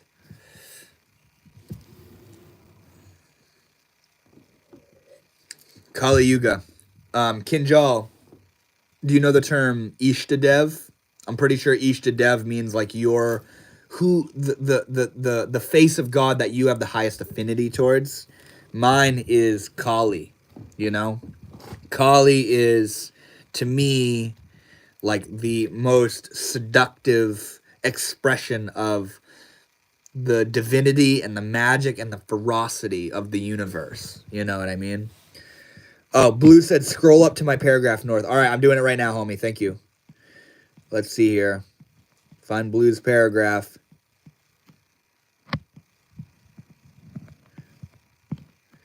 Where are you, Blue? I can't find it, homie. That's a while ago. I'm scrolling way up. I can't find it, Blue. You should drop it in the chat again, Blue, and I'll say it. I'm sorry, but I can't find it. Oscar Rose is curious. Do you think we're trapped in language? Isn't that something that Terence McKenna suggested? We're trapped in language. I know what you're saying. Yeah, a little bit. To be completely honest, who we think we are, like right now, every one of you, who we think we are, is confined to that realm of thinking. You know what I mean? It's and like our communication is limited to the vehicle of language. So in that way, we are limited. We are trapped behind our words. Where every single one of you writing right now, you have an inner feeling that's coming forth and it wants to communicate with me. And same here right now, as I speak to you, there's something I'm trying to communicate. And it's a feeling prior to the words. The words are just this vehicle we're using to communicate. And oftentimes the words misconstrue the meaning. Like right now, when I say the word God, every single one of you has something different pop up in your mind. And they could all be different than what I think when I say the word God. So now I can't give you what I mean when I say the word God. I have to try to describe it through words. So yeah, honestly, Oscar, I feel like in an interesting kind of way, we are confined to the limitations of language. You know, and when it comes to really connecting, it's a matter of trust and letting go of that thinking, letting go of that language, where when every single one of us let go to a proper extent the contents of our mind, will come into the same place of awareness, of existence. It might have not commented. Blue, yeah, I didn't see it, bro. Drop it in the chat again and I'll touch on it, homie. Krishna will be rebirth and end Kali Yuga and again establish in the Treta Yuga. Yeah. John Doe, hey Oscar, I believe language is a tool to understand everything. I feel you, but I feel like it's an attempt to understand, but our understanding is like prior to the language. And so I think kind of what Oscar's referring to here is how we can't meet in that understanding because our language is like a limiting barrier between you and I, you know? Do you think we're trapped in the mind? Not at all. Not at all. I think there is a mind that we often associate and identify ourselves with, but I don't think we're trapped in it. I think we can let go of it and not be associated with it by developing certain practices of meditation and self-inquiry and connection to God and stillness. You know what I mean? I don't think we're trapped in the mind. I think we're comfy in the mind. We spend a great deal of our time in the mind, and even though we're sort of suffering, it's comfortable. It's comfortable to think, this is who I am, and this is what I want, and this is what I don't want, and I want to do this, and I need to figure this out, and all that thinking, all that tension. Oh my God, today's been such a shitty day. Oh yeah, all that thinking. It's comfortable. It's home. We call it home. And we don't want to leave home. It's like moving to another country. It's scary. To let go of the mind is to tune into a different dimension of yourself, to let go into another aspect of yourself that you may not be familiar with in even the slightest little bit. So we, in a way, prefer to live in our mind. It's not that we're trapped there, it's that we're afraid to leave it behind. Have you heard of the Bach saga? No, I haven't. What's that, Squirrel? The Bach saga. You're dropping a lot of books, bro. I've never heard of that. Elon Musk said we will be able to talk without words soon. I don't doubt it, to be honest. I wouldn't be surprised. It's scary to you thinking about it. Is that scary to you thinking about it as an actual reality? Will we be able to like just read each other's minds? Or I mean, to be honest, yeah, that's fucking kind of freaky. I like conversation. I don't want to just sit here like beaming my mind into your mind. You know what I mean? Is that scary to you thinking about it? Yeah, a little bit. Lord Krishna Vishnu will end Kalki. Hey, Jerf, even with just thought, we would still use language to communicate. Right, bro? Yeah, that's true. Elon said he could sort world poverty with a small percentage of his Tesla profits back in 2019. Right? Choose to reincarnate to the material world and instead of letting go and becoming a true human, light being. Oh, that's cool. Human.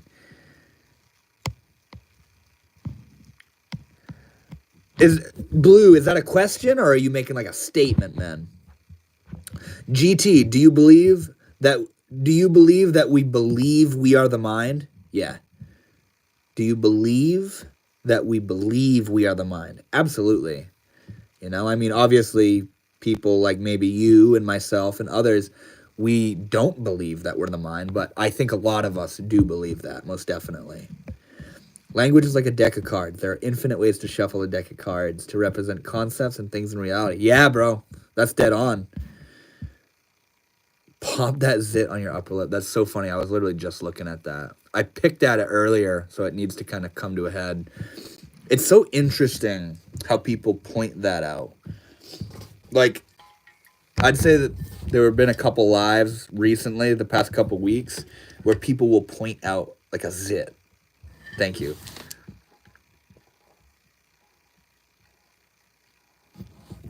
Blue, if I see a light, I will now question. Did I create that light, or should I turn around and create my own light and enter? Squirrel, what are you referring to? Are you referring to the simulation theory thing? We got 14 homies hanging out in the chat. What's up, guys? My paragraph didn't post again. That was part 2 of what I was getting at. Maybe it's because it's so long, bro. Kinjal said, you should have attended Mahakumbh.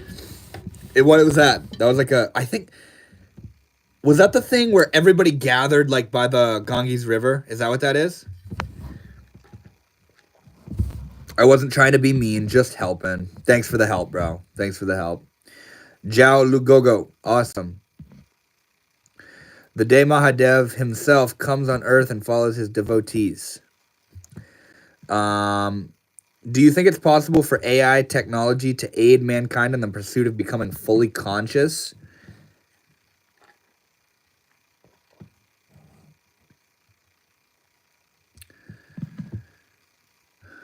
Maybe. If AI helps us understand methods and practices of coming into full consciousness, then yes, it would help. It would support our journey in becoming fully conscious if it helps us further understand and grasp those methods, you know what I mean? The concept of escaping the prison planet if it is a trap. Squirrel, what are you saying there? Is that a question or a statement? Zane, what's up, homie? How you doing, man? It's so good to see you in the chat, bro. AI might take us further away from conscious. Right, that is just as valid as a perspective, and I kind of feel that. I remember being admitted to a psych ward because I couldn't distinguish objects from themselves. I got onto antipsychotics, but learned the valuable job of brains to construct coherence from chaos. What triggered that state, John? What catalyzed that state of not being able to distinguish things? You know what I mean? That's so interesting. That's so fascinating. Jin says, girls. Oh, shit. Whoever's hiding in the chat and not talking, say hi, drop a comment, statement, say something. Yeah, there's somebody. Sheikh Uzair with the question mark. What's wrong, bro? Of us, when we die, choose to come back because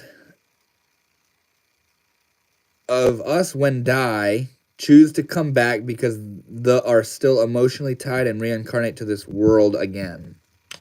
When we should try to aim to become true humans, light beings, but most. I'm having a little bit of a hard time understanding you there, Blue. I feel what you're saying though. Jerf, what are you laughing at, bro? Bro, it's not posting. Oh, I'm sorry, man. What are you at? What are you... Shit, that sucks. It's probably just too long. Shit. Of us when die, choose to come back because are still emotionally tied. I feel what you're saying, though. Shit. You did the Ganga bath? No, I didn't. I've never been to India, man. Timothy Gray's coming in hot with the I like turtles statement. What's up, bro? Why you pray 3 God? What are you talking about, Sheikh Uzar? Sorry for my pronunciation. Brain computer interface, entangling time spectrum and AI. Timothy, sup, what's up, homie? How you doing? Black Mirror, I'm still hiding. I'm more of the listening type to gather information I have not yet heard and add to my memory bank. Hell yeah, I'm so glad you're still here, man. That's awesome. Who else is hiding in the chat? Show yourself. I'm feeling pretty chill and relaxed, hanging out. It's my first day of the weekend. The spiritual witch is still here. Let's go! Spiritual witch. Everybody in the chat, the spiritual witch is my beautiful and amazing mother. I love her so dearly. We hold a connection that transcends mother and son and is like 2 souls hanging out, coming back to fucking ponder on the mysteries of existence. Spiritual witch, what's something you feel the world needs to know? I know you'll drop something. Jerv wants to know, would you want to live forever in the technology? Would you want to live forever if the technology could accommodate for it? I don't know, man. I don't know. I think that's far out. That would give you the ability to die when you're ready.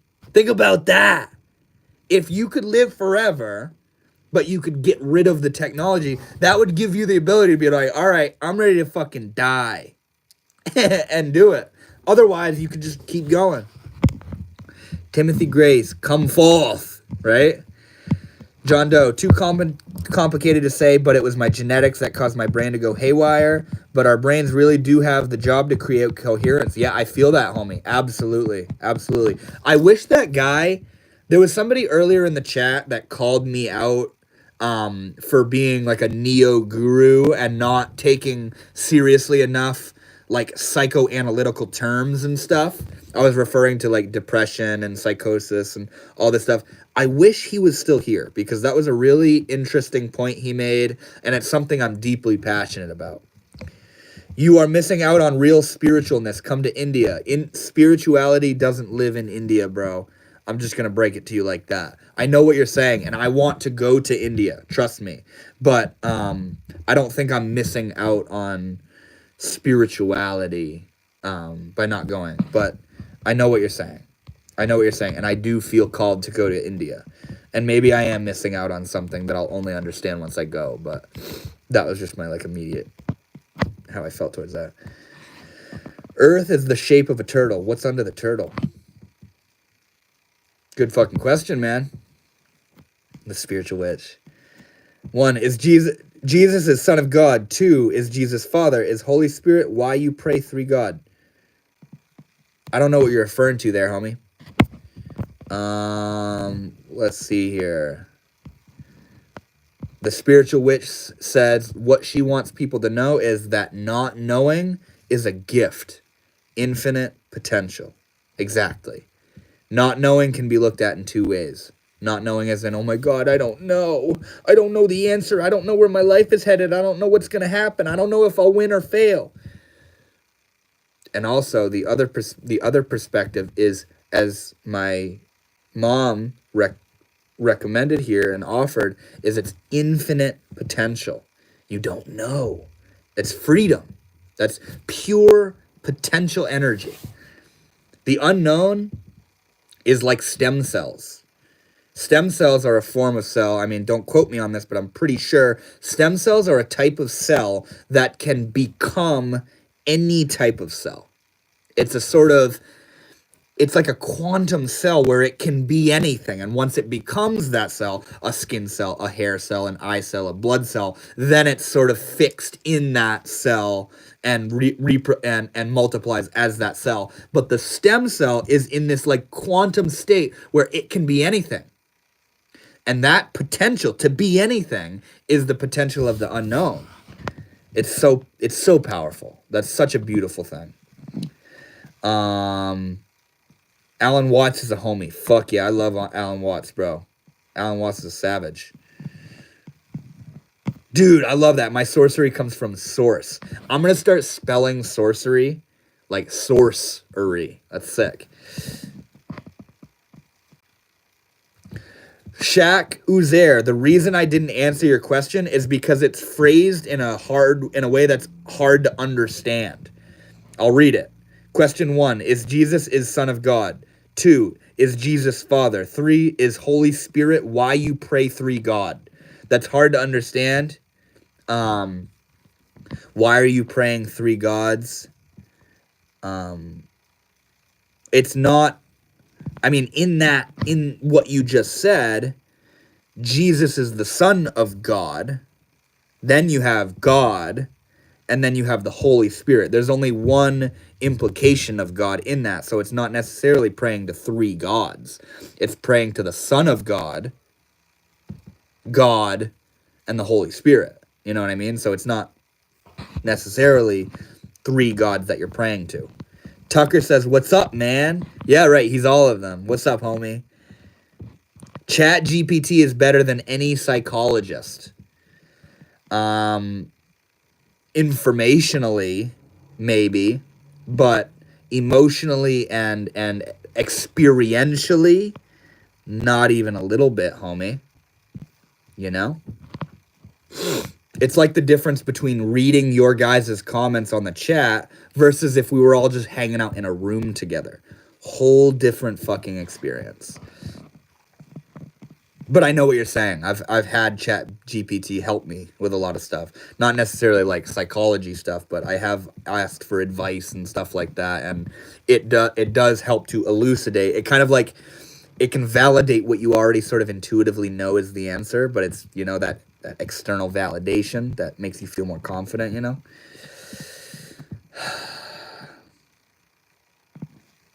Joao Lagogo, what you talking about? Trump again.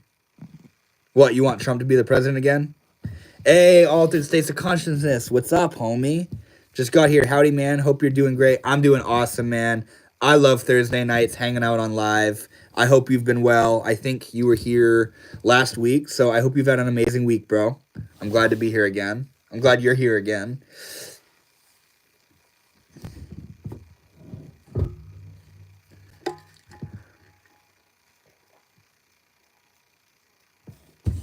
Martian Coders retracted his message. Shit, what did he say? I'm pretty sure I read his message. He's all of them. Why'd you retract your message, bro? Sogo Hotel. It's actually 8:54 in the morning. Where are you at, Sogo? Bro, you should read Philosophical Investigations by Wittgenstein. He talks about language as being most useful in the context that it is used. As being most useful in the context. Meaning, like, language is only as useful, like the usefulness of language is determined by the context in which it's used. Is that what you're saying? Sogo, you're hanging out in Australia. That's crazy. Oh, mate. How you doing over there? Awesome week, man. Yeah, I love vibing on these. It's a good old time. Dude, you ever had any alien experiences during a trip or while meditating or sober? I've had, I mean, I don't call them aliens. I call them beings or spirits or, beings or spirits. But I've had plenty of encounters with beings on DMT, and on LSD, I've had multiple experiences where I was in communion with a transcendent being, a female. It was a feminine being that is like the spirit, the heartbeat behind LSD. My brother and I called her Lucy, acid, and it's the energy behind that. The magic. It's the one who's performing the magic tricks, of the mind and the vision and the feelings and the awakenings. Lucy is this being, this spirit that knows you more than you know you and can reveal you to you, in the most interesting, trickery kind of way you could ever imagine, Oh no, Camilio thinks I'm insane. Why? Expand on that a little bit, Camilio. Let me know why you think I'm insane. We got some homies pulling up into the chat. People that are coming in to the conversation really late, but that's good. No better time to start than now, The Bible lied about the truth. Trump trumpet oath. Oh no, what are you talking about, Jow? Good question from Altered States of Consciousness. Yeah, more like insane in the membrane. Yeah, I've had numerous experiences with beings and spirits, particularly on DMT,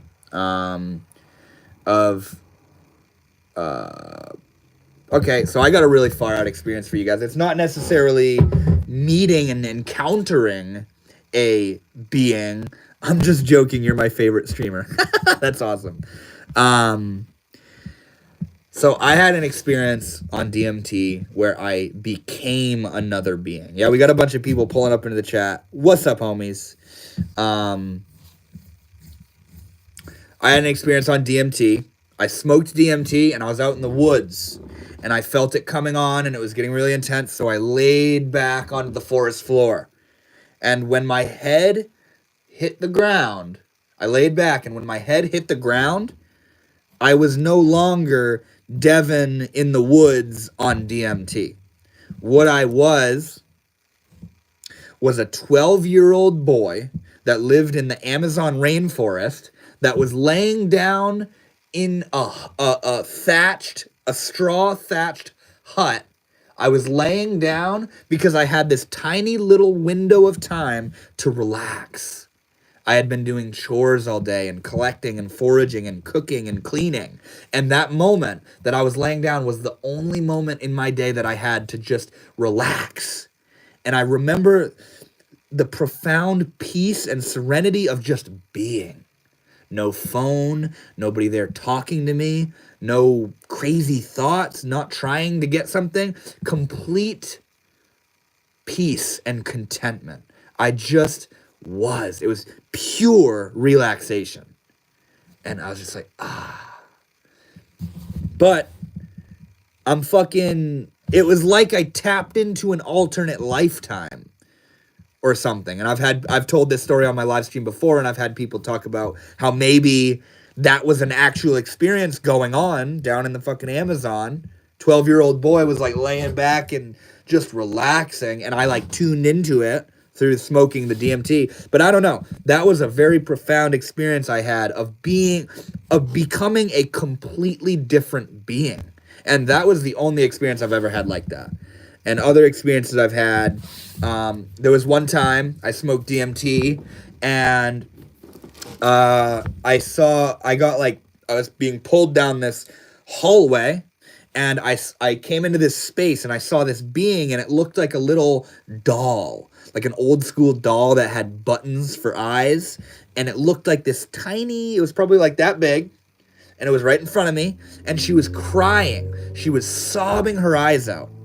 And when I saw her, it was visually like scary. It was gross looking. I was like, oh, it scared me. So I thought, okay, rather than being scared, let's make this a more positive vibe. So what I did, I was like, yo, let's dance. Let's dance together. So me and this being, this DMT being, start bouncing up and down and vibrating. Like that's how we were dancing in that space. And I remember she started like vibrating and getting all blurry because she was vibrating so fast. And she went from crying to smiling to in the blink of an eye crying even harder, worse than she was before. And then she like shriveled up like a raisin and rotted into just like nothing. Like she just rotted away in a single heartbeat. And I like had this moment of realizing I just fucking killed this DMT entity. I was like, I just killed her by interacting with her in the way that I did, where I was making her dance. It like killed her, and I was like, I just fucking murdered this being. It was far out, but I could go on and on and on talking about encounters that I've had with entities. You know. So true. Love the feminine being of Salvia, right, bro? So powerful. Yes. Salvia was mine too. Yeah. GT says, when you talk to others that have had psychedelics, does it sound like y'all were having similar experiences, like y'all were in the same place? Yep. DMT in particular. DMT is undoubtedly a place you go to. It could be two individuals' very first times ever trying it, and they will come back with a similar essence, so long as they can actually like report on it and articulate it. There are crossovers. There are variables in DMT that remain consistent through all sorts of people that don't even know each other, people that have never even maybe heard of a DMT trip. There's similarities. You go into this space, you feel like you leave your body. You're engaging with these beings. You're in this space, you know this space. It's you've been there before. These beings know you. They want to show you things. They want to teach you things. They want to explore you. They want to investigate you. There's so many similarities when it comes to DMT that it's too profound and too mysterious to not be something wild. You know what I mean? You both experienced the S. Khalid Walid says, hi. What's up, homie? How you doing? Hi. What's up? Zane, you're wondering if I want to do psychedelics in the future. Right now, I don't have any intentions, but it's not written off. Sometimes I like to do low doses of DMT. Like last summer, I was doing low doses of DMT, and it was really nice. But I haven't had like a hard trip in quite a few years now, at least 3 or 4 years. GT says, damn, right, bro? GT, I have a playlist on my YouTube channel where I detail a lot of these far out fucking trips, and you can find tons of crazy ass stories. Personally, I think all the experiences are real in some form or another. I think dreams are real. We remember them just like any other memories too, with feeling. I absolutely agree, man. You know, what does it mean for something to be not real? You know what I mean? Luna the bird says, hi. What's up? How you doing, Luna? Luna the bird. I started growing shrooms because of these talks. Really? Have you ever tried psychedelics? I'll have to check it out. Yeah, please do, man. It's far out. Very far out stuff. I have an over 2 hour long video of me and my brother like just rapid firing as many DMT trips as we could remember, and it's a really interesting video. Fergie wants to know if I've ever had a spiritual experience where I noticed I'm not my mind and it was permanent or temporary. Oh my God. So that was the most profound psychedelic experience I've ever had, and I'm going to share it real quick. Okay? So I took acid. It was probably the 3rd or 4th time I had ever taken acid. And at the time, I was like getting into spirituality and all the stuff you see that I associate myself with now. I was just getting into that stuff. Spirituality, Hinduism, Buddhism, philosophy, psychology, meditation, yoga, spiritual awakening, Kundalini, all this stuff. I was force feeding all this information into my mind. I was having a spiritual awakening of some sort. And I'd learned about this thing called ego death, where, you know, you realize you're not who you think you are and you forget who you are and all this profound, mysterious, wild stuff. So I'd never had ego death, and I wanted to have an ego death experience. I was very curious. I was like, what do you mean I won't know who I am? What's that all about? So I took acid, and I was with my brother, and, you know, an hour and a half into the experience, I was tripping pretty hard. And I was tripping so hard that I said, okay, I'm tripping pretty hard right now. I wonder if I'm going to have ego death on this experience. So I figured I'd put it to the test. And so what I did was I asked myself, I said, who am I? I said that in my mind.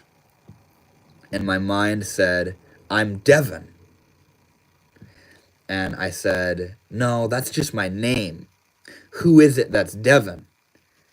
And my mind says, I'm a human. I said, no, that's just my species. Who is it that's a human? And my mind starts trying to provide me with these ideas of who it thinks I am. I'm Devin. I'm a human. I'm 17 years old. I'm on LSD. I'm on planet Earth. I exist. I am this. I am that. And I kept refusing all these ideas because I saw deeply, no, I'm not, these are all ideas happening to me. Who is this me that's having all these ideas? Who is it that's thinking? Who is it that's aware of these thoughts? And it got to the point where my mind stopped providing me with ideas, with concepts of who it thought I was. So now, when I asked myself, who am I? My mind didn't say anything. I say, who am I? Silence. So I say, who am I? Silence. So I say more sternly, who am I? Silence. And I came to the realization, to my horror, I don't know who I am. There is no word, there is no phrase, there is no idea, there is no concept that can behold what I am, because this mind, this faculty of thinking that describes me is in front of me. I'm seeing it. But what I'm inquiring into is that which is seeing. I'm saying, who is it that is experiencing reality? Who am I? What is this experience I'm having? And my mind would make up this idea. It's reality. I'm on acid. I'm Devin. I'm a human. And I'd say, no, these are all just ideas. What is this? Became the question. What is this? And Fergie, LMAO, that's basically it. Yeah, you got the point, bro. You got the point. And I realized what I am is reality itself. And reality isn't an idea. Reality isn't a concept. Reality isn't a thought in my mind. Reality is reality right now. That's what I am. That's what you are. That's what everything is. Exactly, Squirrel Sniper. Reality is an experience. And I'd been what came in realizing this as I started to grok what I was realizing was that I'd been living a lie. I'm not Devin. I'm not a human. I'm not 17. I'm not, I have all these concepts. I'm a human. I'm spiritual. I'm a hippie. I'm in high school. This is what I want to do. This is what I like. This is what I don't like. All these ideas. And I thought I was those ideas. I thought I was my concepts of myself. I thought I was my ego. I thought I was what other people thought of me. I thought I was my dreams. I thought I was my fears. And what I realized that night on acid was that what I am is reality itself. And that's where I touched into God, consciousness, existence. Everything is that reality. And I've never forgotten it. I obviously am not in that sort of shockingly surreal and profound connection with it, but it's never left me. That I am not my ideas. I'm not what you guys think I am. You are not what you think you are. So what I realized, put simply, is that acid trip showed me I'm not who I think I am. You know? Yeah. Umami is here. Oh my god, I can't wait to repeat your name wrong every single time I see it. What's up, homie? It's been a long time. I forgot to turn on the notification button. Shit, bro. How are you, Umima? Hold on, I gotta plug my phone in. Oh my god. I hope you all enjoyed that crazy, profound acid trip realization I had. That changed my life. Some shamans are bald. Shit, yeah, you're right. Elmela, yeah, you should find someone. Yorick retracted his message.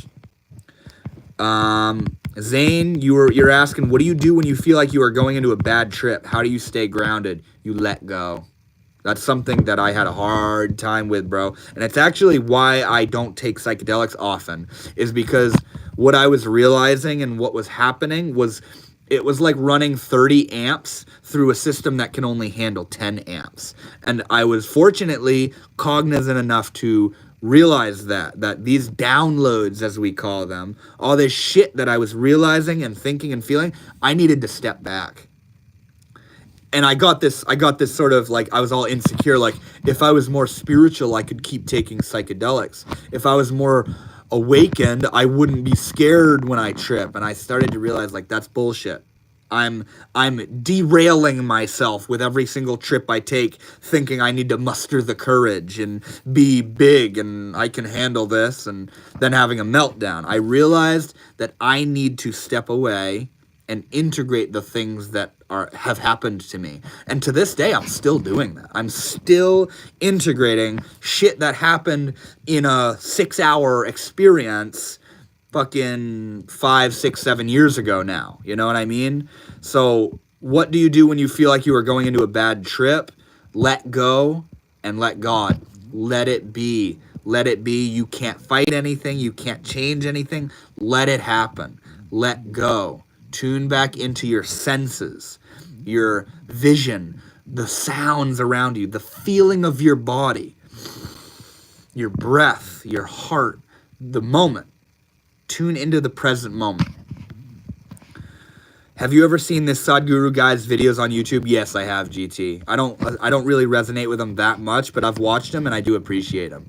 Umami, what's up, bro? Let me go to the bottom here. I thought only Japanese people pronounce it uma mayama. Try to spell it out for me. I can't remember. Somebody last week nailed it in the pronunciation, but I literally don't know how to pronounce it. I just like butchering it every single time I say it. Zane, great answer, Devin. Thank you. You're welcome, bro. I'm glad that resonated. And they do say that you don't get the trip you want, you get the trip you need. Not only with psychedelics, but with life. And all you can do is understand that this is for your benefit and let go and just ride the fucking wave, man, because there's nothing else you can do. Aaron, you're joking, bro. You're not dead ass with what you're saying. Girlfriend has a gay friend. What should I do? I saw your comment earlier and I just kind of bounced right over it. No, I'm happy to know you're having fun getting creative with it. I don't mind it at all. Awesome. Umami. I kind of just go with umami. I like that one. It's only... Okay, what do we got here? Bizu, what's up, bro? You're, No, you're not who I thought you were. But Bizu, I recognize you, bro. How you doing, man? Umami says, I love your smile. Well, thank you so much. That's so sweet. That means a lot to me. cheesing. Can you smile, please? Just another human. I am consciousness. Fuck yeah, you are. Fergie, that shit just keeps getting trippier because, like, is there anything at all if there's no separate objects or things? Right, bro, exactly. Fergie, have you had some far out acid trips, like, similar to what I was just sharing? No, I am gay. Don't worry about it, my dude. Bro missed me just to pronounce my name creatively wrong. Yeah, right? That's so funny. Bizu, what's up, man? How you doing? I'm so glad you're back here, man.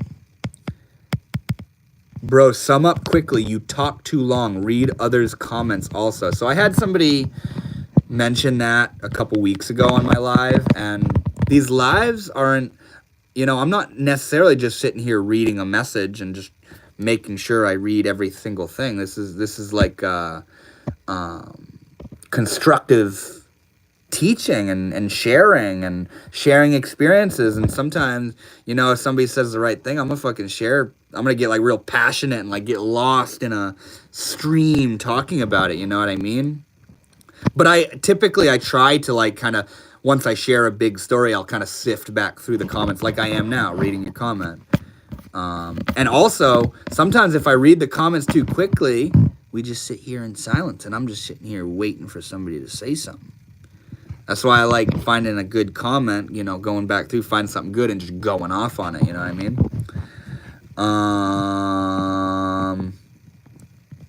Yeah, sum up quickly. All right, so yeah, I'll silence myself and I'll be more simple and you know what I mean. I'll sum it up quicker for you, Yorick. I'm just kidding. No, I won't. Great answer, Devin. Thank you. No, I'm happy to know you're having fun getting creative with it. I don't mind at all. I like it too, though. Umami. Let the man speak, right, bro? Wait, what? Is Yorick still talking shit? Is he still? It keeps saying message retracted. Let the man speak. Yeah. Do you do anything creative? Everything. Everything is creative, bro. No, but for real though, this right here is my creation. YouTube and going live and making videos and sharing my passion. It's my passion. This is like what I'm here to do. You know what I mean? Is to show up, offer myself, and share the things that I hold dearest to my heart. Spirituality, psychedelics, awakening, self-transformation, leading a life of love and authenticity and all this stuff. That is what my creativity is. And this is a manifestation of it, of my weekly lives, you know what I mean? Yeah, maybe seek professional medical help if it's concerned about it that much, Yorick. See, yeah, exactly, Umami. I don't know exactly what his message was. It keeps saying retracted. I think he's just talking smack, but yeah, for real. Samuel Westall, make money. Hi, everyone. What's up, bro? Damn, my English isn't Englishing. I wanted to say if it concerns you that much, yeah. Northwood, what's your first name? My first name is Devon. Devon. Awesome experience together, chatting and working this way like aliens, yeah. Bizu said, I was going to say, as soon as you ended your live last week, you know how I found your channel? I was looking up DMT trip stories, and I have to say your trip stories were some of the most I enjoyed. That's the case with a lot of people, homie. A lot of people really enjoy the psychedelic content. And of course, since I'm not tripping as actively, I don't have trips to really share, but obviously I could rehash a lot of stuff. But yeah, it's kind of just those fun little things that you have in your back pocket. You know what I mean? Like if somebody asks me like, what's your craziest trip or something like that, it reignites some of the crazy shit that's happened to me on psychedelics.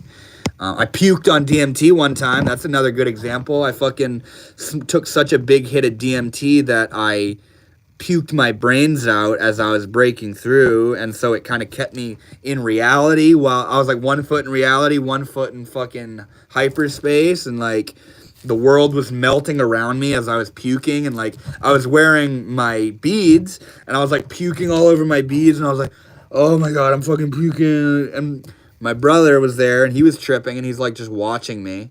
And once I got done puking, he's like, He's tripping off his fucking head, and obviously, my performance was a crazy thing for him to witness. That kept him right here, and he's like, "Are you good, bro?" That's all he fucking said, and I'm like, "Yeah, I'm good, bro. I'm good." But yeah, that shit was crazy. If you guys would be so kind, I just have to go pee real quick. I'll just be 30 seconds. I'll be right back. I'd take you with me, but that would be weird. I'll be right back.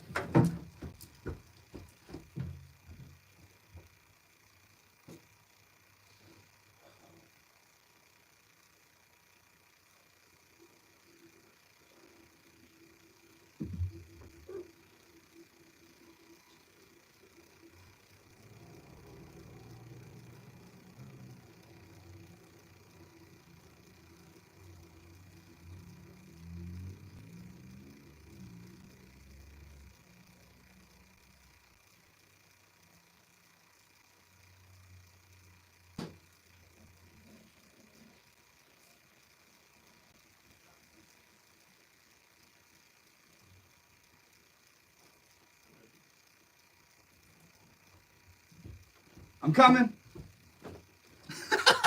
Imagine I come back, fucking everybody's gone. Oh my god. I did lose some, didn't I? Shit. Alright. Anyway, I'm out of here. Was ignored not once, but twice. Yorick, I feel like you're just talking shit, bro. Like, everybody's kind of calling you out in the comments, and your messages keep getting retracted where I can't see them. And yeah, if your comment is nonsense, negative bullshit, I'm gonna ignore it. You know what I mean? I'm not gonna sit there and dive deep on your negativity. You know what I mean? What do we got here? Instead of complaining, write your comment. 355. I'm not seeing him. Oh wait, Yorick Brown. Yeah, see, everybody's like just like calling you out for your negativity, bro. That's why you're getting endured. Got a dip, brother. See you next week. I'll see you, homie. Yeah. Thank you for swinging by, though, man. I love it. He's not ignoring you on purpose. He's interacting with us and answering the chat, so he probably didn't see it with so many messages coming up. Yes, and also, Umami, I deliberately skip over negative bullshit because it's not constructive, it's not positive, it's not fun. You know, it does get fun though when everybody in the chat starts roasting the people that show up and take time out of their day to write negative shit. You know what I mean? That's when it gets fun, and I'll start talking about it, like right now. But generally, if somebody just drops something stupid in the chat, I'll just not even read it. Inevitable said, going to a rehabilitation center for 9 months. Don't think I'm going to have much phone access. Stay strong, brother, and I will as well. Well, with whatever you're being rehabilitated for, my friend, I hope it goes well, and I hope you a speedy recovery. My grandfather is actually going to physical rehab for the rest of this month. He recently had a surgery, and thank you, man. I wish you the best, and I can't wait to hear from you again. 9 months from now, I'll most likely be still doing this, you know? So I hope to see you there, man. And I love you. I wish you the best. Might be a blessing to not have phone access, though. Yeah, right, bro? Umami. Oh, I'm sorry. I talked to you in this live stream chat just like any normal person would. Yeah, right, bro? Bizu, you want to know how tall I am? I'm 6'7", bro. Believe it or not. I'm just kidding. I'm like 5'8" or 5'9". All right, we got 20 people in the chat. Nobody's saying anything. Don't make me start reading. That's my rule. That's my rule. When the chat gets quiet, I start reading. Okay? Oh, no, York. Okay, York. See, you are saying my comment is negative shit when all I asked was a question. What was my question? Even to know it's negative, you won't know as you ignored it. Well, I may have missed it. So drop your question in the chat, bro, and I'll answer it. As long as it's not, like, silly. But yeah, maybe I did miss your question. But I will say, I don't remember exactly what it was, but earlier I saw, like, some negative shit from you. And everybody in the chat is, like, calling you out for negative stuff. So there's probably a reason why I skipped it. You know what I mean? I don't remember what it was. Bro, you got me with the 6-7. Yeah. Ether Elephant, wish you luck and love in your life. Lovely. I'm old and bored of drugs now, so I'll leave this to you, beautiful young people. Stay blessed. Have a beautiful evening. This guy right here is the OG. He knows what's up. He knows what's up. He doesn't need to take drugs to have a fucking crazy time anymore. He's done it enough, man. He's done it enough. You know, and honestly, where I'm at, like the stage I'm at in my life right now, I'm right there with you, bro. I don't need to take drugs to have a fucking far out time. Every day is a far out time. Bro, you got me with the 6-7. Yes. How old are you, man? I thought I heard you say 17. That was me talking about when I had that like psychedelic experience. I'm 38. I'm just kidding. I'm fucking 24. Yeah, I'm 6'7" and 38 years old. I'm also a female. I thought you were really 6'7". You got me. That's so fucking funny, bro. Yeah, I'm 6'7", 38 years old, 215-pound female. I'm only 158 centimeters, maybe 5'1" feet. Give me some. Yeah. All right. Yeah, some people left the chat. I love you guys. All of you guys hanging out right now. Let's fucking go. Thursday Night Lives. This shit's so fun. I love it. You never know where it's gonna go either. Like, that's the fun part about diversity and the differences between everybody, as it's always this completely different and unique interaction. I love it. Squirrel Sniper, you're still here. What's up? You only have to say black micro dots to know which level we get off. What do you mean, black micro dots? I'm enjoying my time. There's no way I'm leaving. Let's go. Fuck yeah. That's awesome. I love it. Umami, where are you at again? Aren't you Afghani?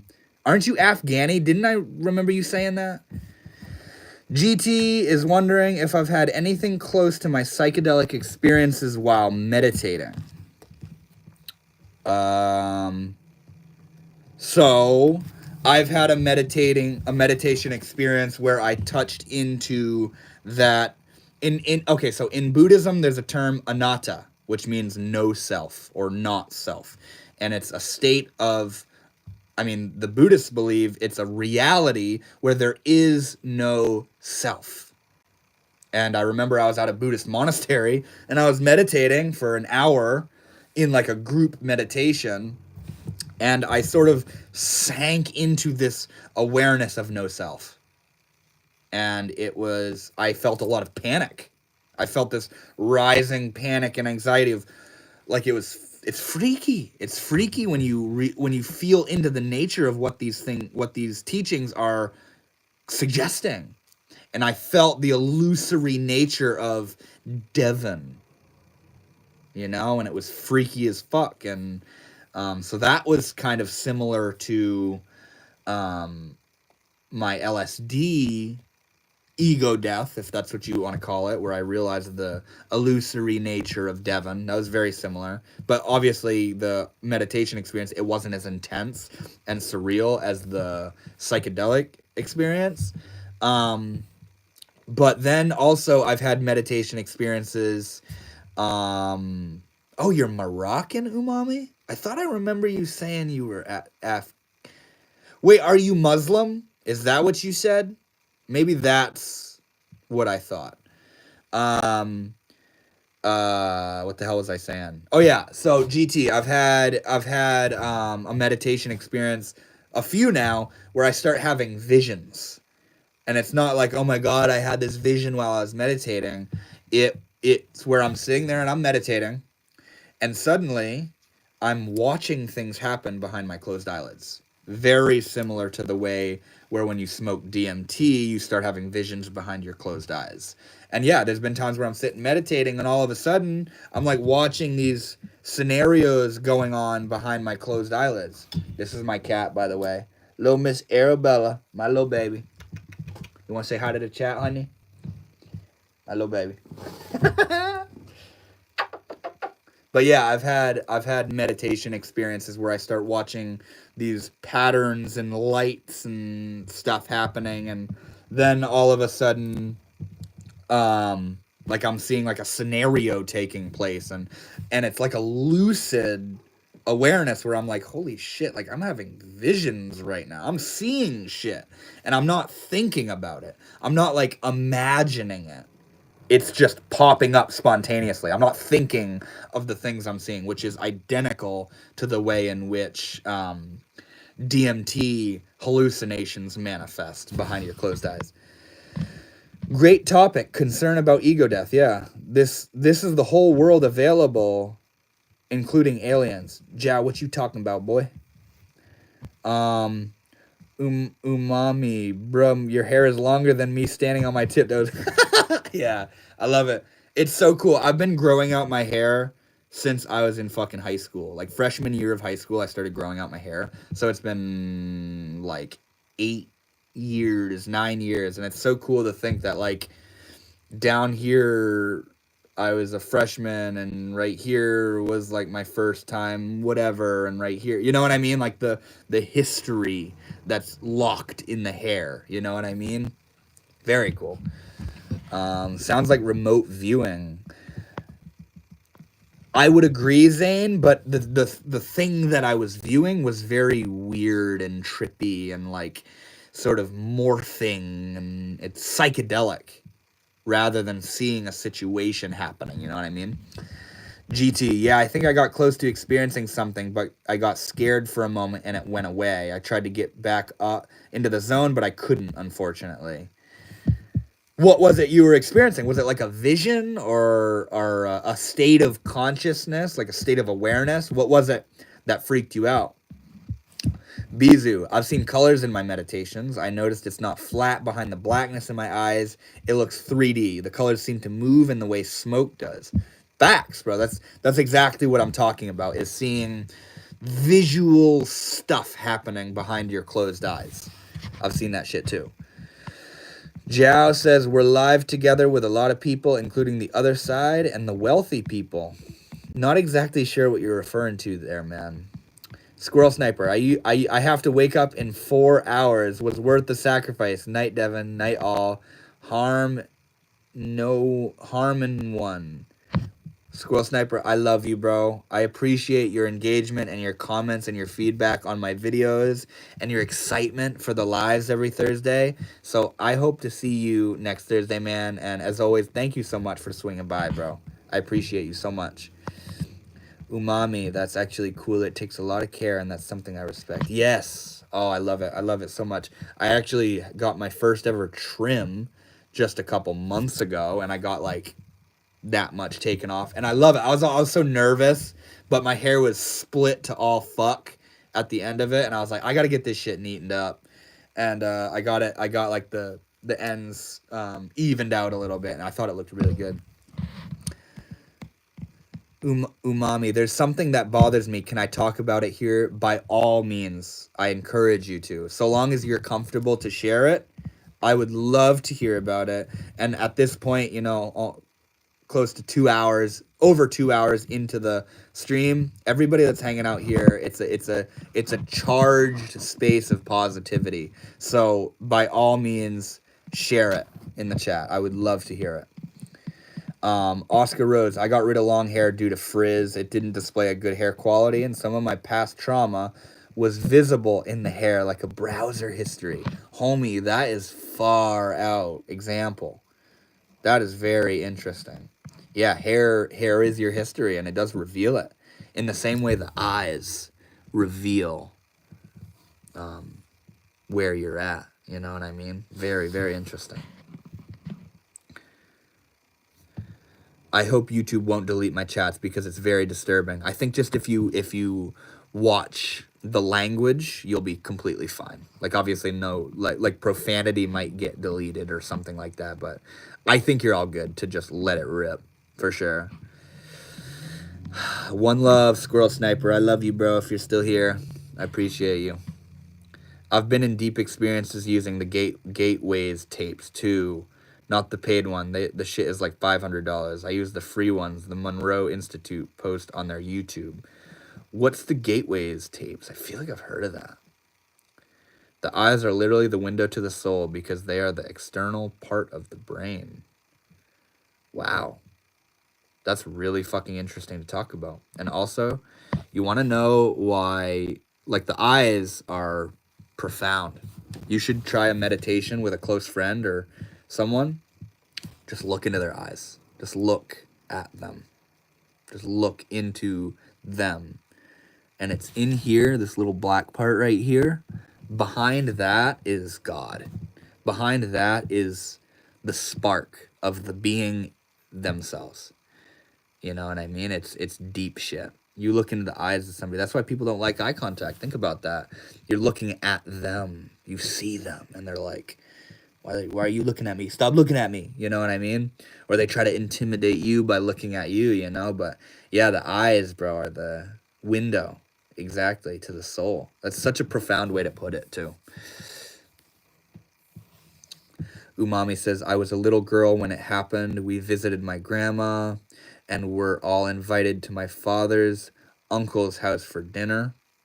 My father's cousin sat next to me when we were alone. Okay. I'm curious where this is going. I kind of have a feeling.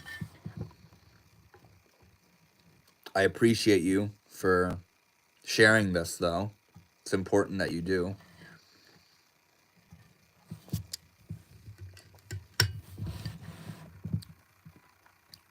Yeah, let's all hold a space of love for Umami in this story she's sharing. Apparently it's something very vulnerable that she feels called to share with all of us.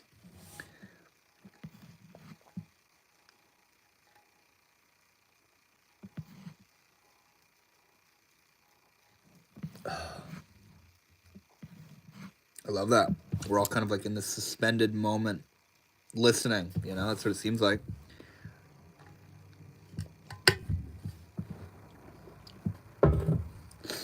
In the meantime, I'm gonna do a little Palo Santo smudge. If y'all don't mind, a little bit of free energy. Spiritual Witch, are you still here?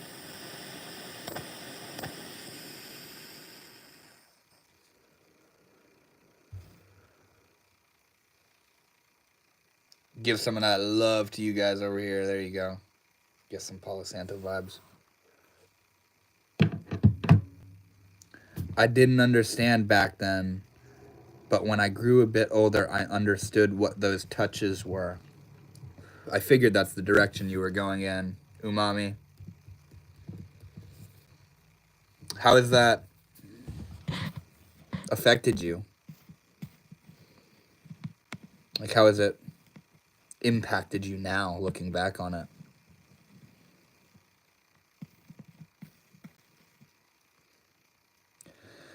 It was just like pitch black darkness with a small white dot in the distance that was flickering, but the small white dot was slowly getting bigger and bigger. Are you talking about the experience you had that was frightening to you? With a small white dot in the distance that was flickering, but the small white dot was slowly getting... I mean, that does kind of seem eerie, bro. I feel you. That's a little freaky, but it's also interesting. You know what I mean? It's... yeah. It's far out. Sogo, what is that? Never seen before. It's Palo Santo. It's a wood native to South America. And it smells profound. It's amazing. And it's like citrusy cedar, kind of. So dang, so good. And it's used for smudging. You know, I got like a little smudging shell here. And Palo Santo is my favorite to smudge with. The cedar and then that sage. The Gateway tapes are a series of guided audio recordings developed by the Monroe Institute to help listeners reach altered states of consciousness. They use a technique called hemisync, which plays different frequencies in each air to synchronize brainwaves, aiming to enhance meditation, focus, and even out-of-body experiences. I've heard of that, bro. That not necessarily the Gateway experience, but the hemisync thing of playing different frequencies in either ear, that rings a bell, bro. I know that from somewhere. GT, the white flickering ball got so big it gave me a fright for a second and I lost it. Yeah, man, that's far out. It sounds like a building, like a building momentum, or like a building momentum of something. Like, I wonder what would happen if you kept going into it, you know what I mean? I had an experience one time where I was trying to like astral project. And I started going into this fucking weird, freaky, altered state where I'm like awake, but I'm starting to fall asleep. And I like heard this voice whisper my name. And it felt like I got tapped on the shoulder. And I like came out, I was like, fuck that. Whatever the hell that was, I can't do that. Screw that. Umami says, he kept chatting with me on WhatsApp and always saying, if you don't do what I said, I'll tell your father that you're the one who came to me. Jesus Christ. My relation with my father wasn't the best, so I had to do what he says. I was alone in this no-ending hell. My parents are right next to me, yet I can't say anything. So close, yet too far. Umami, is this ongoing? Is this present day? Is this a present day situation that you're dealing with? Always saying, if you don't do what I said, I'll tell your father that you're the one who came to me. Well, I do want to emphasize here, whoever this was, your cousin or whatever, going to your dad and saying that is just going to put him in the spotlight in a very guilty kind of way. Why would he come forth saying that? You know, and if you were to come forth from a place of concern, there's a deep legitimacy in that, even if you guys don't share a deep connection. You know what I mean? The spirit of life, yes. Gateway tapes and the Monroe Institute are legit. I'll have to look into it, man.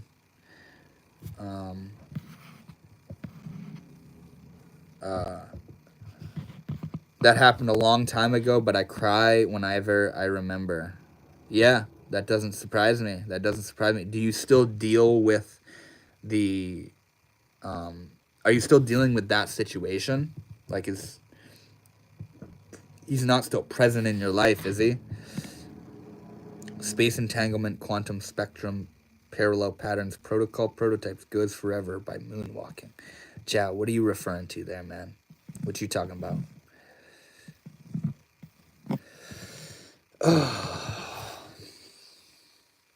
I love all you guys. Thank you all for being here. I love, love, love Thursdays. Hanging out with everybody.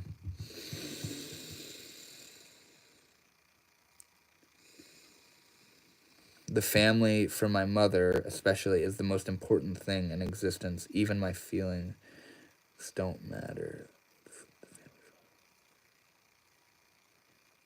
What do you mean by that? Like, you care so much about your family, so if I talked, she'd silence me. Really?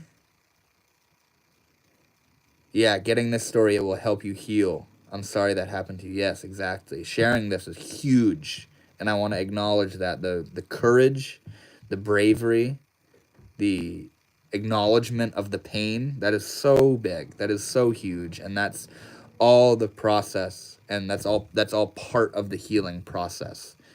You know, and with what you're saying, it's easy for me to want to like provide some sort of solace in it, but honestly, there's not a way to make it make sense. There's not a way to make it sound good. It's not good. It's not good, you know. And all I can say is like, that's horrible, you know. And I'm sorry that you had to experience that. But I can say that from like the depths of my heart, the way that I relate to not only experiences like that, but all experiences, is that they're here to shape us and to grow us. And some of these experiences are a forging by fire, an intense, atrocious experience. But, you know, it's out of those kind of experiences that the most profound development can take place in our lives. Family outside me, my parents and my brother. Right. Yeah, that's fucked up. Why are you excluded from that, you know? I think the reason it's so heavy for you is because it disrupts the family. It was a random drunk. If it was a random drunk guy, it wouldn't be the same. It wouldn't be the same thing. Yeah, that's probably playing a part in it. The fact that it's family, you know, but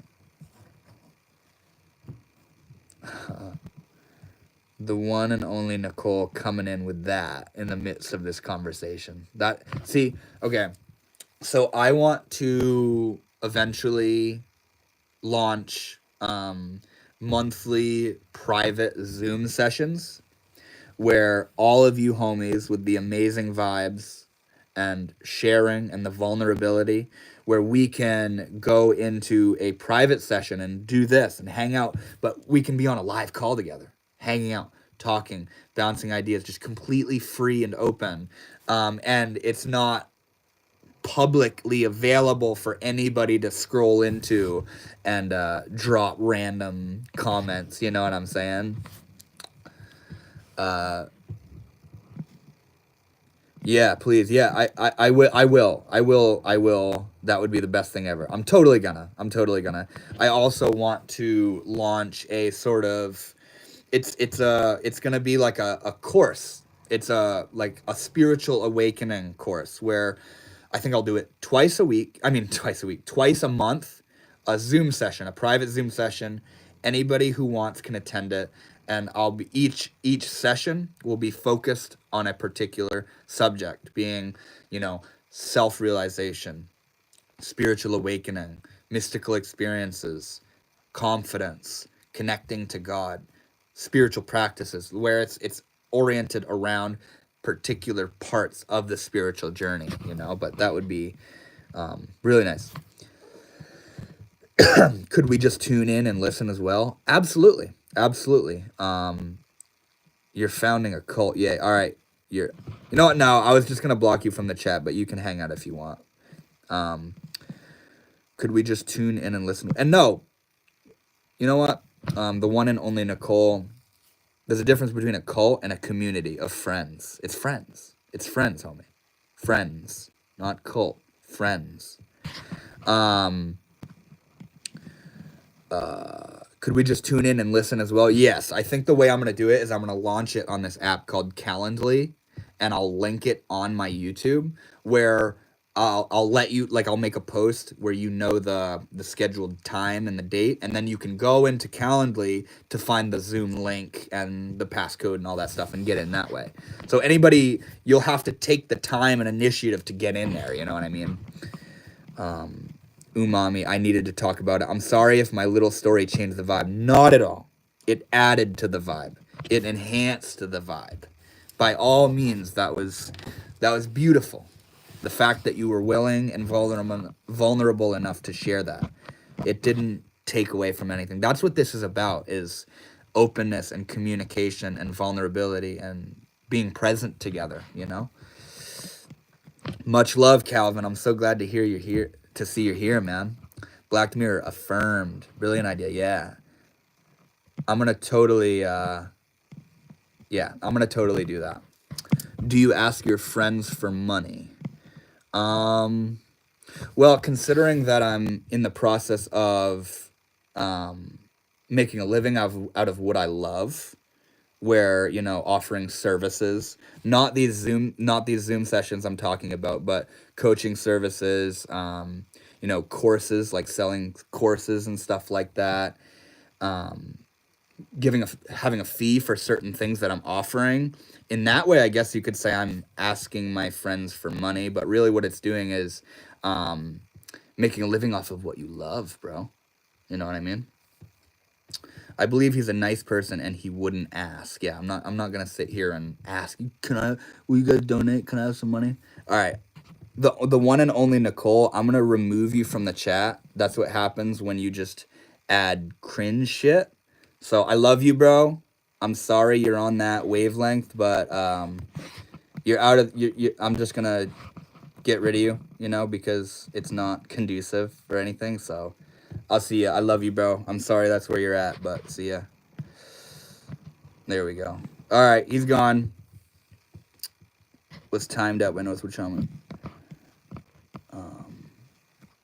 Could we just tune in and listen as well?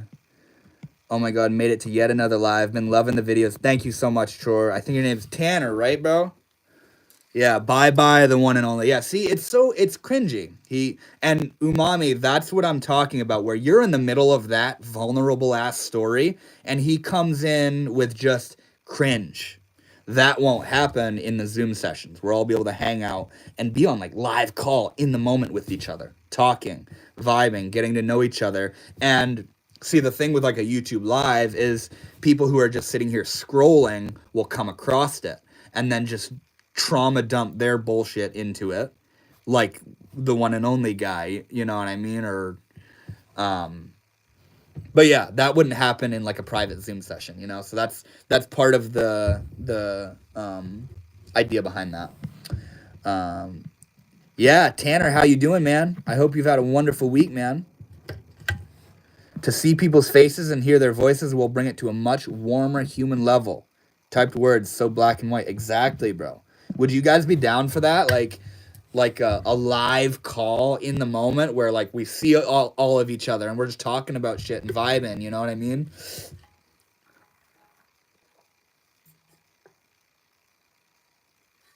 And by the way, I will say, it's scary and nerve-wracking to host this kind of stuff, but every time I do it, like every time I go live like this, it reiterates to me that we're just homies hanging out, you know? Yeah, yeah, I'd understand if he actually wanted to get in the vibe with us, but cringe ain't allowed in here, boy. Exactly, bro. Exactly. And like now he's kicked out of the chat, you know? And who knows where he's at or what he's thinking about it, but that's what happens. You know what I mean? Charlie Jones, love, love, bro, love. Abso-freaking-lutely. Fuck yeah. All right, so I'm gonna do that. I'm gonna make those Zoom sessions sooner than later, for sure.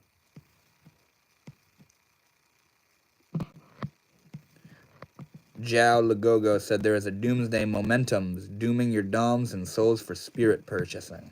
I'm not sure what you're referring to there. I think I'm getting ready to call it here, guys, though. Pretty deep into the live. Heart, yes. That's a weird fucking way to... Oh my god, I thought that was a heart. What is that? It's like a... What is that, like a money? Snap? Umami. Is it? Is it? It is. Just completely reverse it. Oh, goodness. Much love. I need to go as well. See you next time. See you guys. See you, bro. Thank you for pulling up. Zane Richard, plans for the weekend? Tomorrow, maybe I'll record a video. Get outside, hang out outside, enjoy the first day of the weekend. Saturday, I'm going to see the Minecraft movie with my mom and my little sister and little brothers. That's gonna be fun as fuck. And then Sunday is the day that I go to visit my mom. I go over to my mom's and we all hang out and have dinner and family time, you know what I mean? So YouTube, nature, and family time, bro. That's my weekend. What are you guys doing this weekend? LL, sorry, typos. Now you're good. You're good. Umama. You mama. Good night, my bro. What, are you headed out? I hope you enjoy your plans. Thank you so much. I hope you have a wonderful weekend as well. Where are you? Are you in Morocco, Umami? Why don't you grow your hair? Calvin, I don't know what you're talking about, bro. Does this not look like I'm growing my fucking hair? Shit. Yes, yeah, you're in Morocco. What time is it for you right now? London to Morocco. Much love. I need to go as well. See you next time. Shit. I'm kidding. I know. 1:54 in the morning. 9, 10, 11, 12, 1. You're 4 hours ahead of me. I'm not funny. Hey, Calvin, don't say that. Remember what Joe Dispenza said? I need to work on my humor. No, you're funny. You're funny. Fep, you fuck with suffering? What do you mean? Expand on that. Maybe I might have to ban you. I don't know. That seems sus. That first comment, but we'll see what happens here. What do you mean? You fuck with suffering? Yeah, I fuck with suffering. I'm getting tired. I'm already on Friday. That's so weird. I don't get it. It's Friday. That's crazy. What are you doing up at 2 a.m, Umami? You got to get some rest, bro. Who's dropping the hearts? Should I fuck with some filters? Let's see what we can do here. What is this? Oop. Watching you, yeah. What is this? Oh shit. What the fuck? Green screen. It's like tracers. What the fuck? 3:55 in Sweden here. Let's go, bro. You fuck with being hopeless and doomed, being soulless, that we have no hope. It's over. It's all over. I don't fuck with that. Do you fuck with that? Fep? Lieutenant Fep?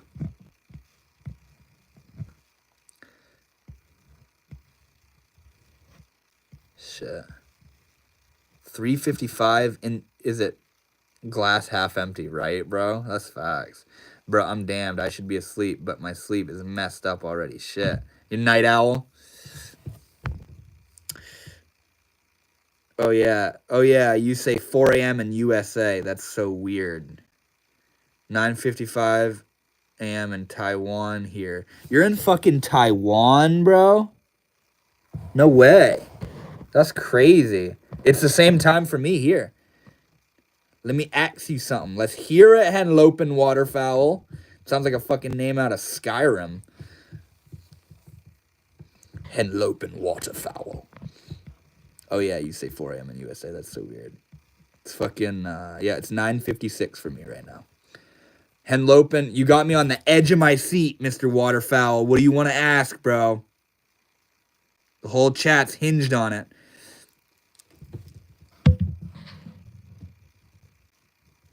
Fep. Is it okay to kiss the homies goodnight?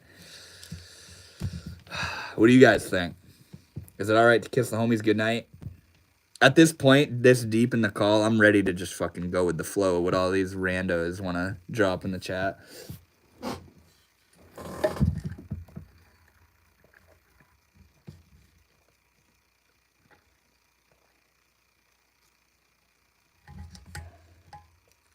Is it okay to kiss the homies goodnight?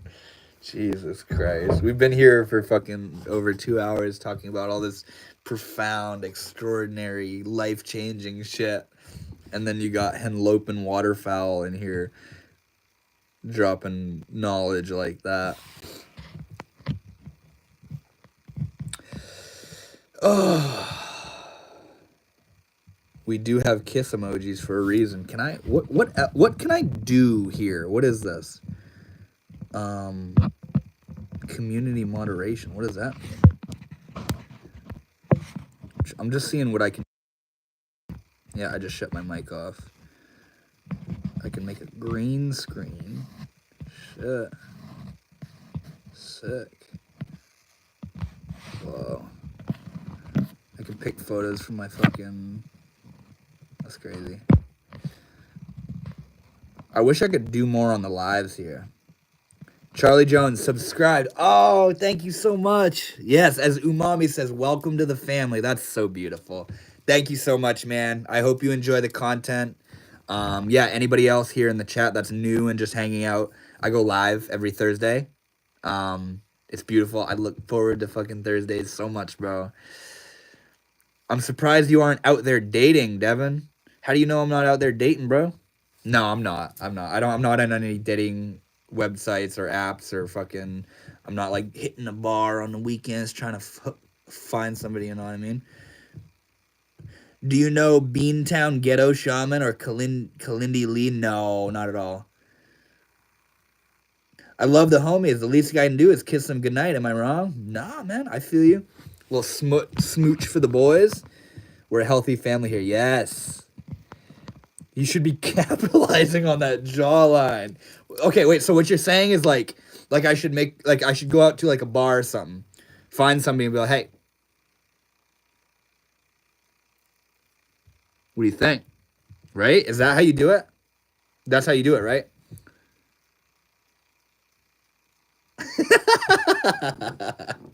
Shit, bro. I fucking make my I get like fucking, what is it, Tinder? Make my fucking profile pic.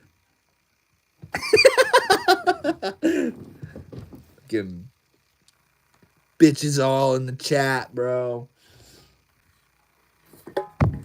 It's a nice jawline, not gonna lie. Really? Are you kidding me? This thing? Put some glitter on that jaw to draw attention to it. Notice anything? I can't believe you haven't noticed yet. That's far out. MJ, I am attracted to you. Oh, shit. Mentally, physically, or spiritually?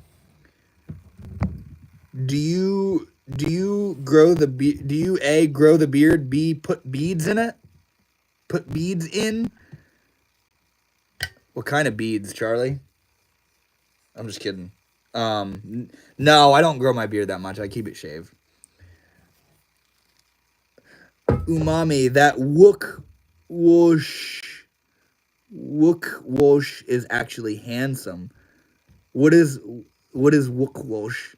Oh, the whoosh. Is that what you're fucking referring to? Captain Sparrow style. If you go, okay, so if you go back to videos from like 4 or 5 years ago on my YouTube channel, I got a fucking big ass beard, bro, and it's hilarious. It's like when I was losing my mind on psychedelics, and I was like, fucking spirituality and like existence doesn't exist, and who am I, man? And like I had this big ass wizard beard. It was crazy. Yeah.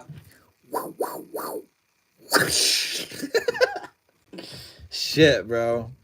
MJ, LOL. Yeah.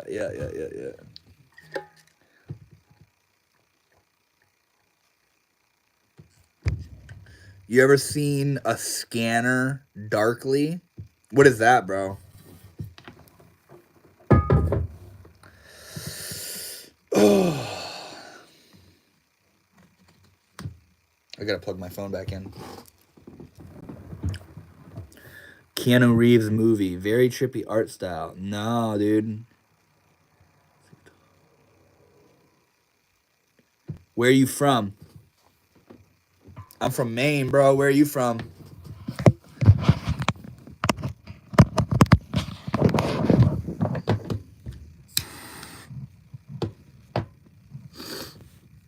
Yeah, I'm getting ready to call it, ladies and gentlemen. We're getting there. Saudi Arabia. Damn, you're out there.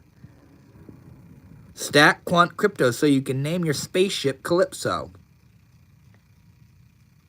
Damn, bro.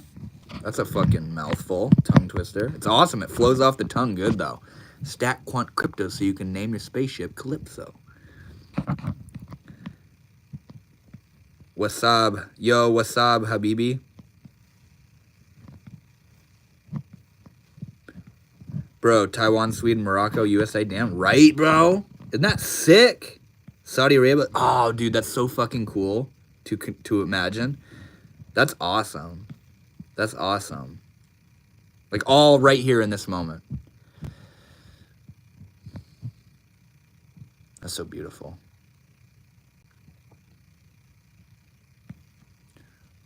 Hey, I got a question for you guys. What days, like, if I were to go live on another day, what day should it be? Let's see what you all say. Because every now and then I get the call to, like, go randomly live, you know what I mean? But I want it to be, like, a convenient time for you guys to be able to hang out, you know what I mean? Monday? That would be in the evening time as well, since I work on Mondays. Realistic physical distances don't matter for us when we have internet. Right, bro? Exactly. Monday. Hey, look, everybody's saying Monday. No shit. Maybe I'll start doing it Monday then. I'll fucking go live on like a Monday night or something. Maria Caballo. Hey, what's up, homie? 3 hours into the stream, you pull up. Military aviationist. Hello. Hi there. How are you, man? Got some people pulling in the chat. My kitty cat says hi. This is my baby Yang. My little baby. Oh, she's gone. Oh, she's gone. Good, you? I'm doing awesome, man. I'm fucking 3 hours into a live stream, hanging out with the lovely homies, talking about God, spirituality, magic, beautiful stuff. Maria Carballo, don't you remember me? Absolutely, I remember you. Most definitely. How many cats do you have? I have 4 cats. You boys got 4 cats. Sundays are the weekends for us in Morocco. Same here. So yeah, Sunday and Monday seems like the day that you guys are pointing out, except for you, Oscar. You outlier. I'm just kidding. Friday, Saturday, Thursday. Yeah, Thursday's the day. That works. And I think maybe we'll start doing Monday. Bow, chicka, wow, wow, kitty, lol. Why? What makes you say that? Yes, Maria Carballo. I definitely remember you. Maria Carballo. Oh, yeah, I think I'm getting ready to call it, guys. If there's any final statements or final question you want to throw in the chat real quick, I'll touch on that. But yeah, getting ready to call it for the night. I'm tired. I'm ready to fucking... I'm ready to go into the astral planes for the night. 6 homies left. Shit. Those are the real OGs. You're the real heads, the ones hanging in the chat right now.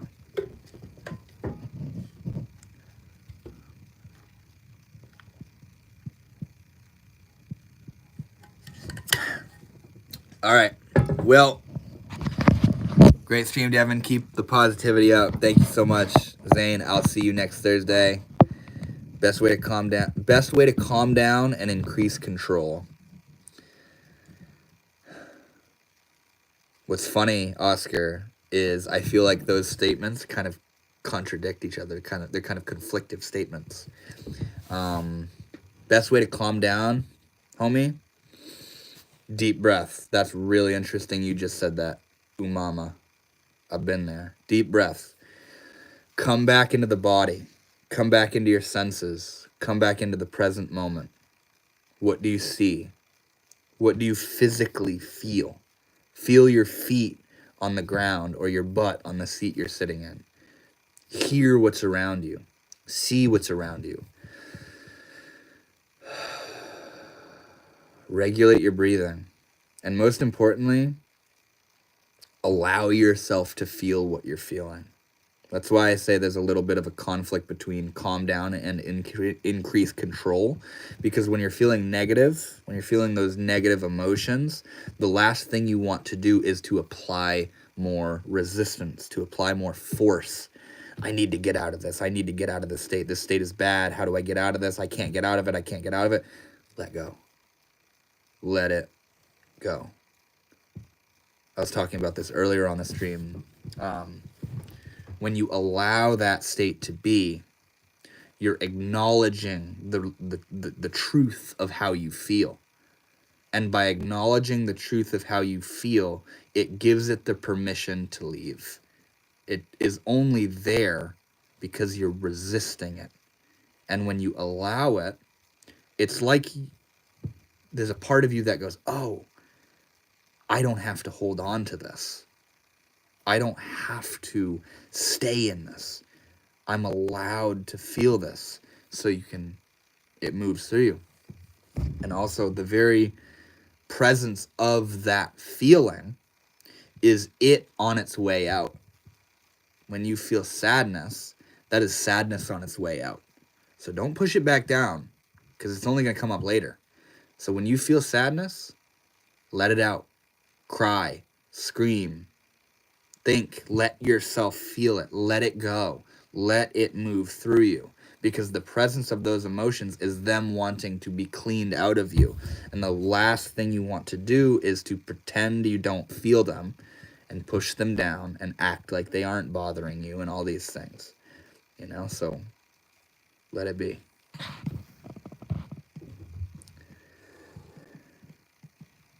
I'm back with the homies and we're tripping major balls right now. Are you for real, Henlopen Waterfall? Like for real? Okay, I'll be back. One time I drank beer when I was 6 years old and 5 years old. Damn, no shit. Oscar Rose, thanks. I got you, homie. I hope that helped out, man. Umami, when the emotion rush ends, you'll ask yourself, what did you gain from letting it control you? You'll learn to control yourself after each experience, and when you are in your comfort zone, let it all out. Facts. Exactly. You got it. You got it. All right, guys. I think with that, I'm going to let you all go. Thank you all so much for being here. It's been over 3 hours of beauty yet again. Yeah, I'll see you all next Thursday. You'll probably catch a couple videos in between now and then. But yeah, you guys stay well, stay positive, keep shining your light, keep shining your beauty. Show this world what you're fucking made of, you know what I mean? Good night, bro. Have a good night. Yes, thank you so much. Umami. Umima. I love you guys. I'll see you all next Thursday. Have a great week and stay beautiful. Thank you all so much for pulling out.